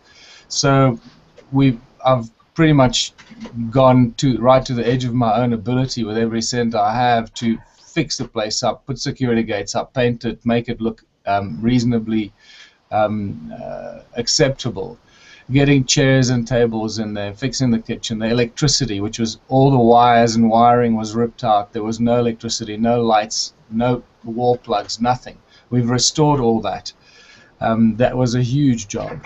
And get running water in there. So as of yesterday as well, while we were trying to get running water, actually the day before, well, no, it was yesterday morning, while we were trying to get running water in there, we accidentally flooded half the place because we didn't realize that there was some of the taps in the upper rooms that were open, and we opened the water to the whole building. Some of them started spewing water all over the place, and it took us several hours to mop up the flood. So in any case, we're virtually ready. I think if I was here this weekend, we probably could have opened, but I don't want to open if I'm not here. So we're probably going to open about Wednesday next week and start doing performances, talent shows, movies, documentaries every day. We open 8 in the morning and close at 11 o'clock at night. So it'll be a real community center. And by the way, that's where the community kitchen is situated, where all the people that work every day in one of the community projects, when they've done their 3 hours, they bring their little ticket to the community kitchen at the new community hall and get their meal and a glass of lemonade and not Coca-Cola, and they get to watch a movie for free. So we really started to bring the people together in that way. So this is critical, and you will all know these kind of initiatives, because of, I guess, the true goodwill, if I can say that without sounding bloody arrogant, the true goodwill that they carry with them will attract real opposition, and that's, boy, we've certainly experienced that. Things that go wrong and this and that, but you know, you can't oppose it. Those opposing forces can't oppose it forever, and we're now really, really close to opening it. Once this community center is open and the community kitchen is active, that's going to be a real shift in consciousness in the whole community, and a sense of belief that someone is actually doing something good for the community. So this is the critical message I wanted to get across to the world through the posts that I've been putting on the Ubuntu website. But I guess it doesn't always come across, the true essence of it doesn't really come across through some photographs and videos, unless you're here on the ground and you feel and sense it. You know, wherever we go, everywhere I go now in town, people wave at you. People that I didn't know last week or last month, now people know me everywhere. Everybody knows who I am, and that's not for my ego. They call me Ubuntu. And wherever I drive in my broken down Toyota, they say, "Hey, Ubuntu, how's it going?" And yeah, and that's what matters, you know. It's not about, you know, Michael, you're such a great guy. I don't care about that. It's about how we sharing this new philosophy of unity with everyone. And you know, we have a broken town. We have a broken, dysfunctional town. You know, I don't know whether you could possibly imagine that in the USA. It's just, you know, it's different languages, different backgrounds, different race groups. It is really broken down and separated, and very quickly, much quicker than I imagined, we've brought the people together. There are some people that are working against us, but I'm not even going to bring that into the equation. I think the less said, the better, and that's where we are right now. Very exciting times. Very exciting times. We're really excited to hear that. That's really awesome. You had started to mention before, you said it's very important about our website, and then I had jumped in about the books, but you were about to say something about the website and also to finalize the best way to make sure that you can get the best returns on the book. Should we be getting it from the website, and what else do you want us to know about the website? Yeah, look, you know the trouble that I had here at home when I left on my tour with Louise earlier this year, when I left here in July. My main instructions to the people I left behind to hold the office was to create a website, the new Ubuntu Planet website, as a platform for all the Ubuntu movements and Ubuntu parties around the world, so they all come under one umbrella. Because, as you know, we have already many people around the world that are trying to undermine us and spread confusing messages and claim they represent the movement and claim they represent the philosophy. So that will create chaos if we allow that to continue. So we need to create one platform and one umbrella under which all the true affiliates and the true promoters of the pure Ubuntu contribution as a message fall under. So the Ubuntu Planet website is that new portal.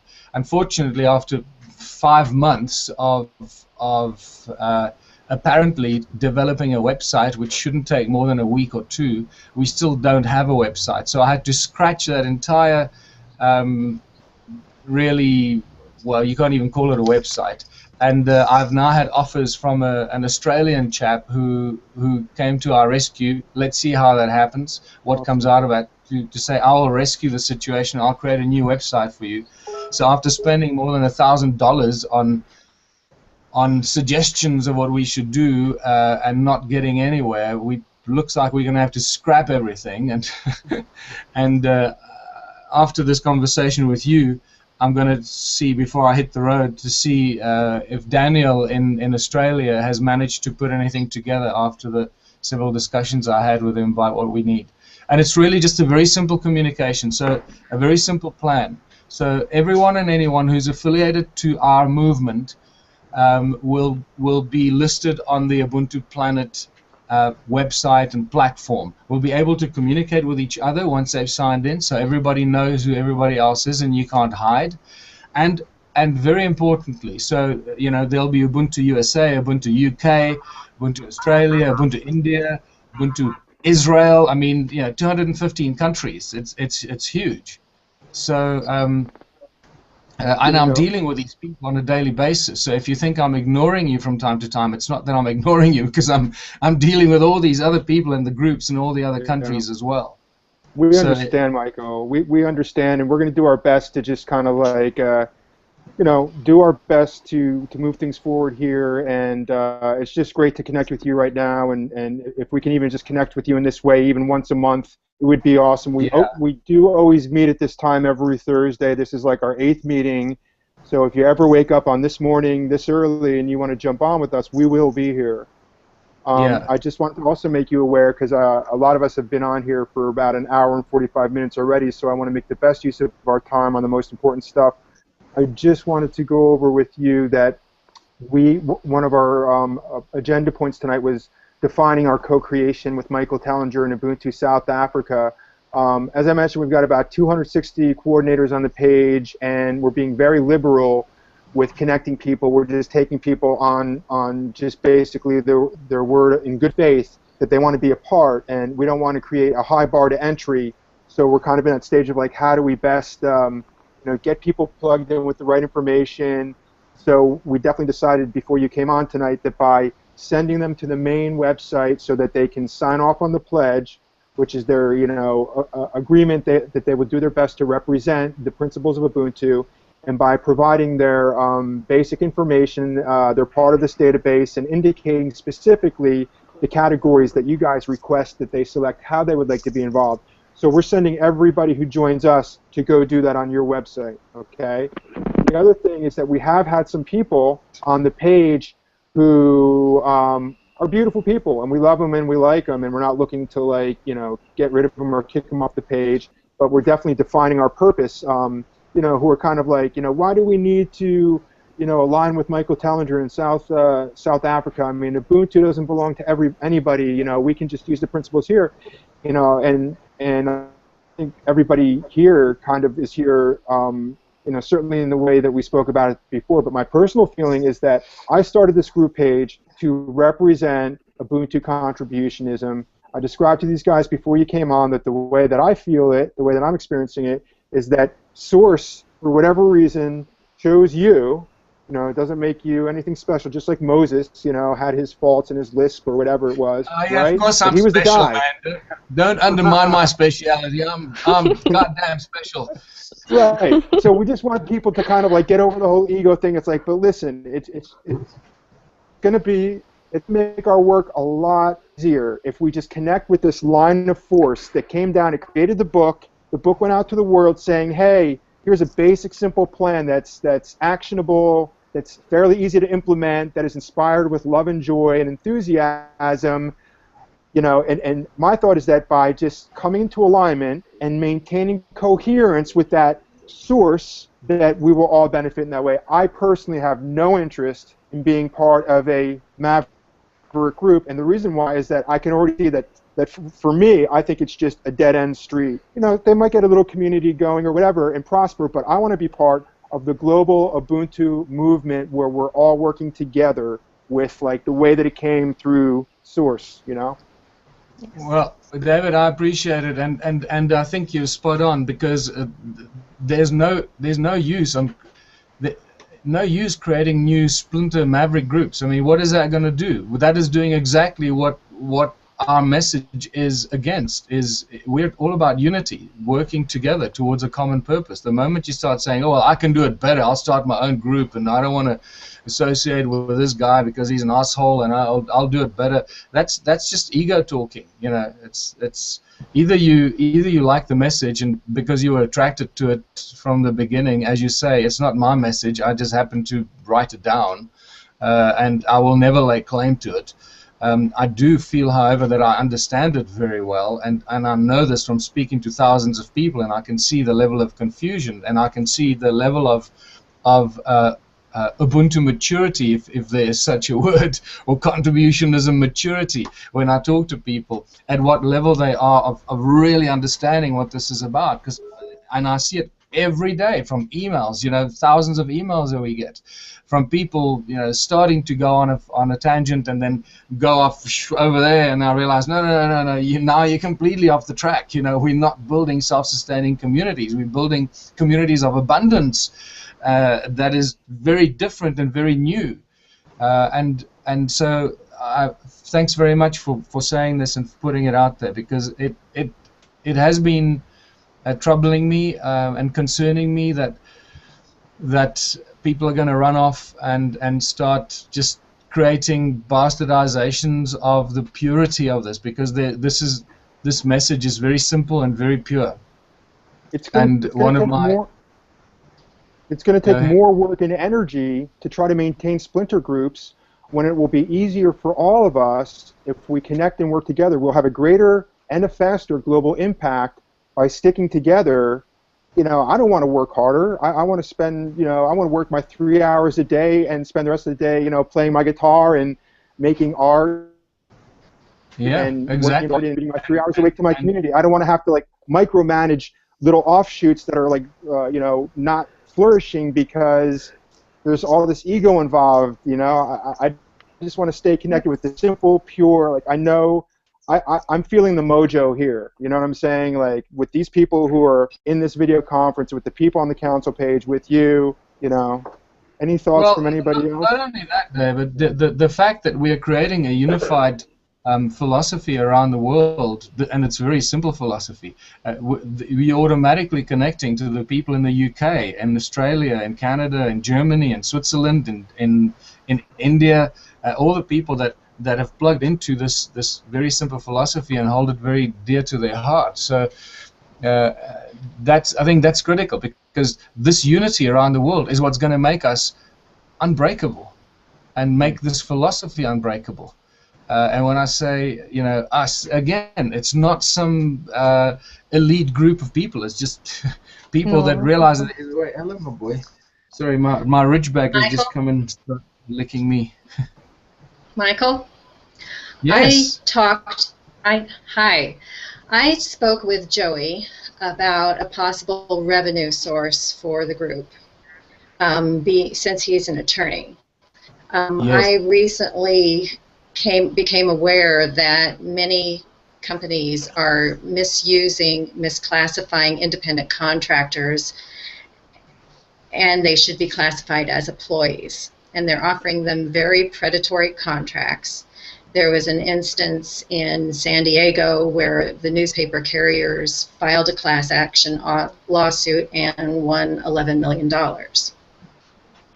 Now, what's happening, because I found this out was happening here in Illinois, I spoke with a state representative. There is an act on the books that prohibits this action, which the Attorney General would then file a lawsuit. But it's only classified for construction workers. Now, the government is not willing to remove those two words from the act so that these people can be prosecuted. They want everybody to seek private attorneys to deal with this. So I found a law firm in Chicago. They are doing the same type of action against the 3 largest taxi companies in Chicago. Same thing, predatory contracts, misclassifying their employees as independent contractors, taking complete advantage of them. But attorneys want to piecemeal this activity. They're acting like mosquitoes. They want these people to come to them, bring them their problems. They'll file these class action lawsuits, make some money, not enough to cause too much trouble to these companies, and then wait for the person, the victim, to go out and get another low-paid independent contractor job and come back to them, and then keep repeating this process over and over and again. I don't see why, if this group has the talent, that we could not do this in a more efficient way. Take the money that we use that would be earned from helping these families get a decent income, and then use that worldwide to build the communities that we need to build. What do you think? Wow, that was a lot of information to take in from not really understanding the basic source of what you were talking about. I was trying to follow what you're saying. The source is to help you find funding for the Okay. communities and the centers that you want to build. Okay. Okay. So this is how I'm seeing. Sorry, it's Karen that was talking, right? I'm trying to figure out. Stacy. Was it Stacy? How do I know who's talking? I'm not quite. Oh, Stacy. It says Stacy here. Okay, good. Stacy, thank you for sharing that. I'm going to do my best to try and internalize this. I guess afterwards it'll start seeping through my subconscious. I don't understand enough about that, and I'd hate to see the movement piggyback or be seen as some sort of a leech or a parasite on people's misfortune anywhere. And if they're peoples that are in situations of being abused and lawyers involved, and so I'm not sure. There were just some key words in there that you used that made me instinctively feel slightly uncomfortable with it, because it would seem like we're benefiting from people's misery or something. And I don't know if that is the case or if I misunderstood it. So yes, you did. You just misunderstand, because maybe people Stacy, maybe you can send Michael an email. We typically wrap up in 2 minutes, and we have some important agenda issues. And I think what you're saying is very important. But I think in order to communicate, it's a little bit complex issue. And Michael, would it be okay if Stacy sends you an email to describe her proposal? Yeah, absolutely. I will tell you what our plan is for future funding, with very much in the very immediate future, so that you see how it's going to benefit us here at the central office, if you want to call us that, and all the other areas around the world, is to use the Ubuntu logo as a form of income for us. And specifically T-shirts, because everybody wants T-shirts, and we have not made T-shirts available yet. So what we plan to do is make T-shirts available for every town, every city, every country, and give the people that we have appointed collectively to look after that town or that city or that country, after the Ubuntu, make 50% of the funding from that T-shirt to them, and 50% of the funding to come to us here, so that the people in that community start generating some funds for themselves from the T-shirts and wear them proudly. And then we also benefit, since we retain the copyright on the Ubuntu logo. That's how we retain some sort of possibility of bringing revenue stream into our head office here, because as you can imagine, we are growing so quickly now, and we've got to cover so many bases. Every month right now, we're just sitting thinking, how the hell are we going to pay next month's bills, because there is no money left after the exorbitant costs of what I've just had to pay out. So that's how we see future income, using our T-shirts and our logo. Well, I understand your misunderstanding, but I do want to just leave.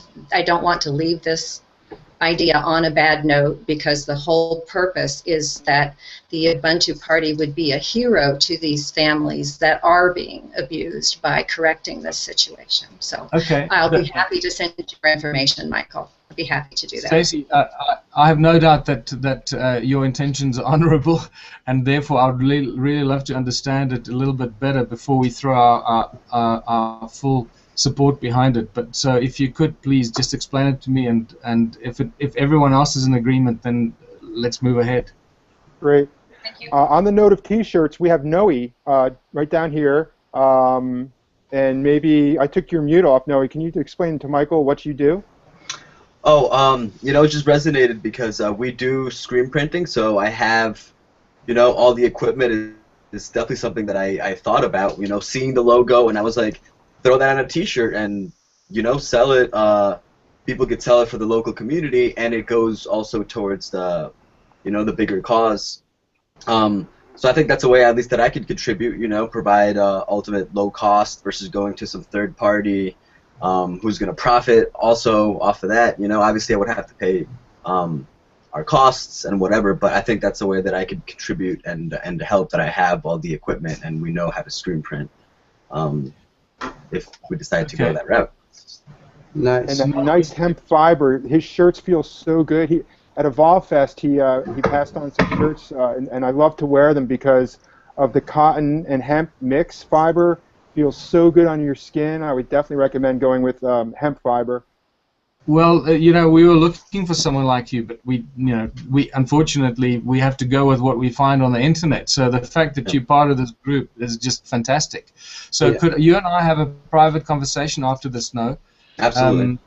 Just can you Skype me and then we can just chat on Skype about this and see how we can get this activated as soon as possible. Have you got the ability to ship T-shirts in the USA? Ship over here within the USA? Yeah. I mean, yeah, absolutely. We could ship anywhere in the world, really. You know, as it goes through FedEx or UPS. Yeah. Okay, excellent. So let's have a chat about this after this meeting. You and I can talk about it, and we can tell the others what we've discussed and share the information. Okay, excellent. Great. And then Maria's texting me here. We want to talk about Ubuntu Fest.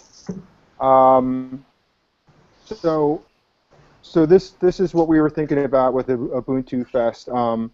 As you may know, I have been running a festival called Evolve Fest for like the last 8 years, and I've learned a lot in terms of how to put together a big event. We found a beautiful place in Pennsylvania called Fellowship Farm. Hold on just a second here real quick. Hi, Vanessa. I'm still on with Google, and I'm talking to Michael Tellinger and the gang, so I got to call you right back, honey, okay? Oh. All right. So she kept calling again and again. So anyway, we had 2 years at Fellowship Farm. They love us. We love them. It's a perfect venue. It's a retreat center, so it's really ideal to do like a little mini conference. What I envision for Ubuntu is nothing like Evolve Fest. Ubuntu would be very bare bones, like no outdoor stage. We would use the cafeteria inside to do like PowerPoint presentations. The main purpose is just creating an event where Ubuntu leaders and lovers from all around the world can gather. It's about 45 minutes north of Philadelphia International Airport. Philly is the place where in this country we had the signing of the Declaration of Independence and the U.S. Constitution. So it's really cool to be so close to like the Liberty Bell and, you know, where they had the Constitutional Convention and everything. We could probably even take a trip to Philly. People would love that. But what we're trying to do is the cost down very low. Right now, I've got the ticket price for a 4-day conference at $99. If people can get there, that would be my cost because I've got to pay the venue, you know, significant monies to rent it. So we can talk on the side of the actual cost involved. But I'm not personally making any money from this, and I would only do it if I have everybody's total support. And if people aren't feeling it, I would just as well can it because I've got Evolve Fest to focus on. I'm just trying to, you know, bring people together, and if it's simple and if we can work it, I think it might be really fun to start making this an annual event. Does anyone have anything to say there? I've been to the venue. It's a great venue. I think it's a great idea to, you know, really bring us together in the physical, at least the people that can get there. And it's a great way to generate revenue. I think it's, you know, it's a good idea. All right. So, I don't have any problem with it at all in its idea, and especially if it's going to be promoting the Ubuntu contributionism philosophy and build especially the community in the United States. I would love to also see an opportunity there to make sure that our books are available, that we can generate some revenue for our office here, and that it's not just an empty vessel. Because remember, the only reason this thing is alive is because every cent for the last 6 years of me traveling around the world and doing the talks and conferences and selling my books, every cent that I've made has gone into the movement, into developing it, and not into buying cars and building fancy houses. So, I mean, I have very little. Everything has gone into the movement and into spreading the philosophy and printing more books, as you know, because to print books is not cheap. So, can you get there? All these kind of events are always great events for fundraising for the Ubuntu movement. So if we can get some sort of level of fundraising connected to this event, that'll give me a lot of sense of comfort at the same time. So it's not just well, if you can make it, and be there yourself, you and Louise, let me give you the dates. The tentative dates, and I've secured the venue. They're currently reserving it for me, but I've not made any kind of deposit. I've not sold a single ticket yet, but I'm not really pushing for tickets quite yet. But the dates are May 22nd through May 25th. It's a Friday through a Monday. It's what we call Memorial Day weekend, which is kind of like the official beginning of summer is Memorial Day weekend, but it's Friday, May 22nd through Monday, May 25th. Is there any possibility that you maybe could join us? I think, let me just make a note of it, David, and maybe you and I can have a chat again privately on Skype about this to go through the dates and that. I'll have to look at my calendar. But as you know, the Ubuntu Party is running in the UK elections on the 7th of May, which is just huge. That is the most exciting thing that's happened in the last month. Wow. So I'm busy. I'm spending a lot of time with Paul Toussaint in England, who registered the party, to put the documents together and so forth, that we're going to start putting out the press releases for the UK elections. We've already started putting out some very low-level preliminary press releases, and the media is already picking up on it, and they want to do interviews with Paul, but we still need to put a core group around him. So I'm going to be really busy with the UK elections running up to the 7th of May. And then after that, I'm not quite sure what's happening. So can you and I talk about this, David, and finalize the dates and see how we can maximize this? Just to give you an idea, I do these events every year with James Gilliland on his ranch at Aseti, and they're very successful as fundraising for the Ubuntu movement, because what James and I have done is we split the income.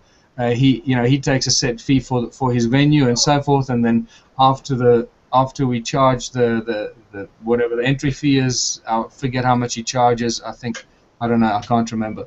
We just split the income. I do a full day workshop on Ubuntu, actually a 2-day workshop on Ubuntu and contributionism, and that brings a lot of people in there, and really gets the philosophy down to a real fine understanding, so people have got an opportunity to ask questions and really internalize this, and that's been a real good source of funding for the Ubuntu movement, and a good source of funding for James himself for the Aseti Ranch, which is we aligned obviously with the work that they're doing as well.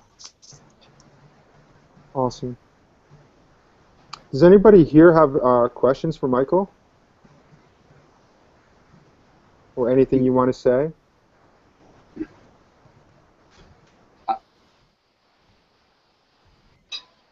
What I wanted to just say. Yes, who's that? I don't know, Michael. I just unmuted my mic. I just want to thank you for being with us. It's I sit here, and you may not be able to tell from my face, but I'm just really thrilled here to talk with us.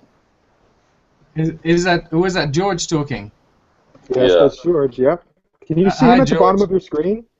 Can you actually see him at the bottom of your screen there? Yeah, I can see, but I'm not sure who's. Okay, now I can see Dave. Okay. Yeah, if you put your cursor on the squares and press it, it will bring them up large onto the screen, and also their names will pop up. Okay. You just slide George, hello, George, and thank you for your continued and kind support and the work that you're doing in spreading the contributionism message in your area. You're a pillar of consciousness there, and thank you very much for everything you're doing. And to everyone else in this. Sorry, I've had more contact with George that I'm aware of. I'm sure I've had contact with the others, Maria, and it's just literally become impossible for me to keep track of the thousands of emails we get every week. It's become a mess. And what I'm going to have to do is create a new email address for people that are working with us closely, like this group. And like I have in the USA, I'm in Canada and in the UK, so that if you want to email me and send me an urgent message, it doesn't get lost in the thousands of emails that will probably never get read. So great. Awesome. And I know you're a big Skype fan.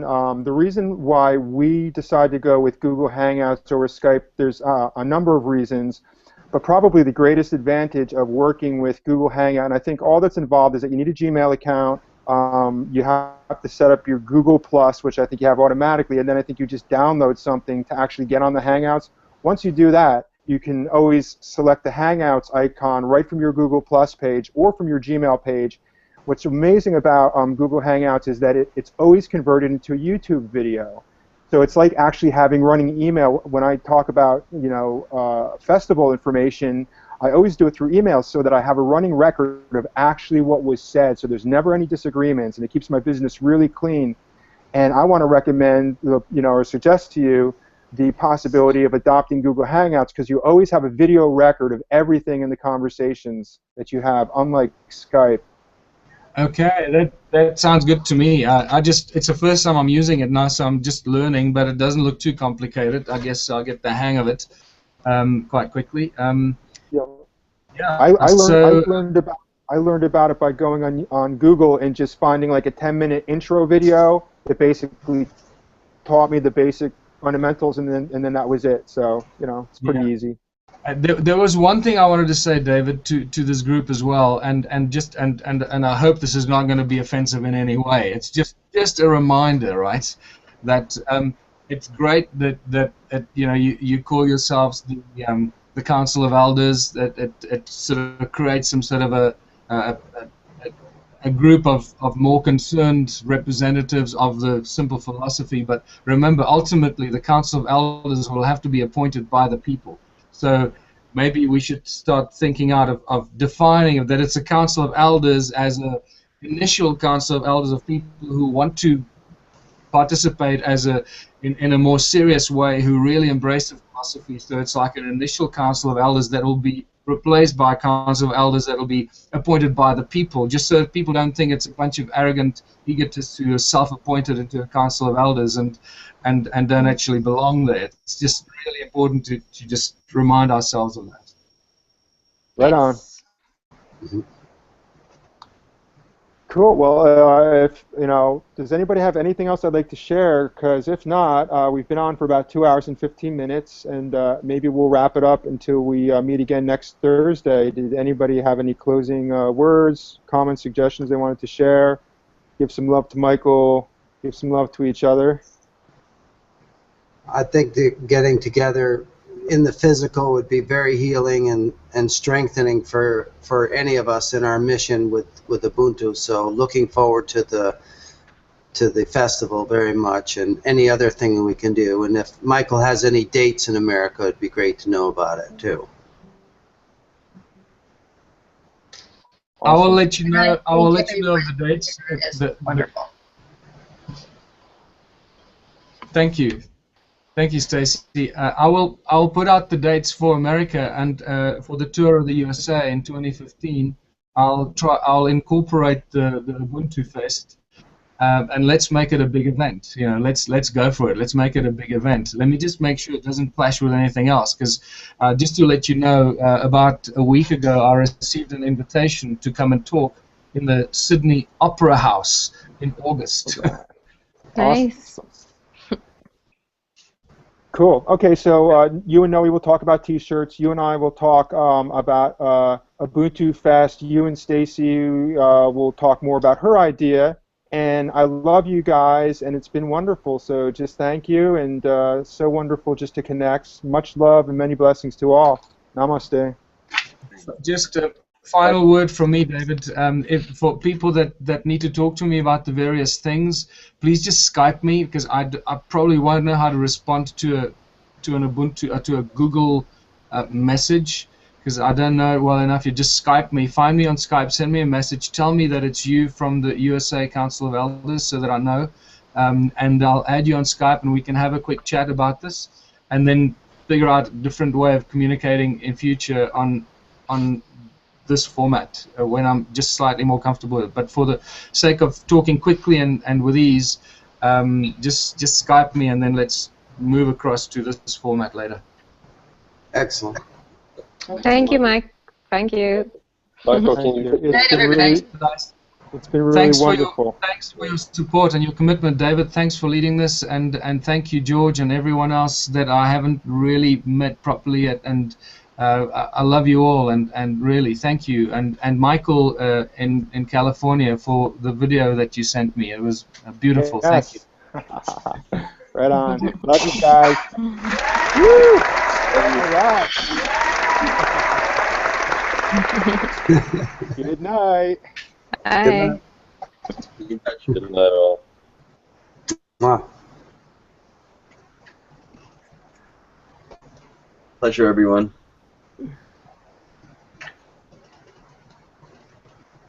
Peace out, Dude, brother. how awesome. How awesome. That was Oh fun. my God, I can't believe it, man. That was just like, ah! Oh, man. That was fun. Dude. Yeah, That was amazing. Oh, man. This is I some wanted good to stuff, say man. too that to do some paintings and for Ubuntu as well, but you know, to and maybe even add things to T-shirts to make them more exciting too. Yeah, man. Hey, Because Maria. T-shirts are Hi. These T-shirts are going to feel so good. Like, I can I tell you, what kind of a mix is that, Noe? Like, is it like 50% hemp, cotton? Like, It's 55% hemp, 45% organic cotton. ah, You know, yeah. I mean, you've worn it, so they feel really good. The thing that I am a little concerned about is that they're a little more expensive than a traditional cotton T-shirt. You know, at right? least Yeah. you know for sale. Like we could sell for Ubuntu, we could sell them for $10 or $15, and people would be more inclined to buy a $10 or $15 T-shirt, and we would still generate sufficient revenue from that for the group.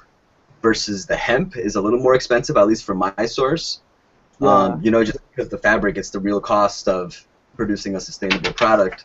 It's a little more expensive, so people would probably be paying more for like a $20, $25 T-shirt. So, and that'd be less. There's a less margin in that. So that's something that you know he has to decide on, or see what we decide on, and what fabric we decide to use.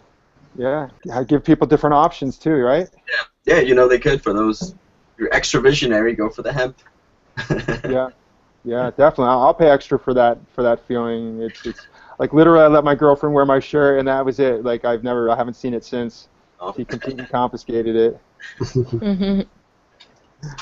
Yeah, and also with Ubuntu Fest, you know, if you need help putting it together in any way, shape, or form, I'm relatively local. I have a van that we could use. So if any way, shape, or form, you know, I can help, let me know. I've decided to personally dedicate my life to making this world a better place in any way, shape, or form that I can, and that's why this movement really resonated with me. So yeah. Yeah, man. Like it'll be a lot easier the more people who are actually helping with putting it together. You know. So yeah, it'll be. You know, we can. You know, see what it's like to put a festival together Ubuntu style. You know, and I can you know share from my experience, but I look forward to a group process of organizing it actually with a team of people because that will be new for me. You know, and I don't want to do it alone. Definitely not. no. I might know a blues musician that would be interested in performing as well. I'll talk to him and see what I can figure out as Awesome. well. I thought this call was ended, so I rejoined because I saw it was you know what it still on the is? It's officially ended. I should probably go. My girlfriend is waiting for a phone call from me, so but I'm not going to end it. So if you guys want to chat some more, that's cool. I'm going to sign off. Love you guys. Talk All to you right, later. guys. Me too. I'm leaving. Bye. Have a good night. Good night, everybody.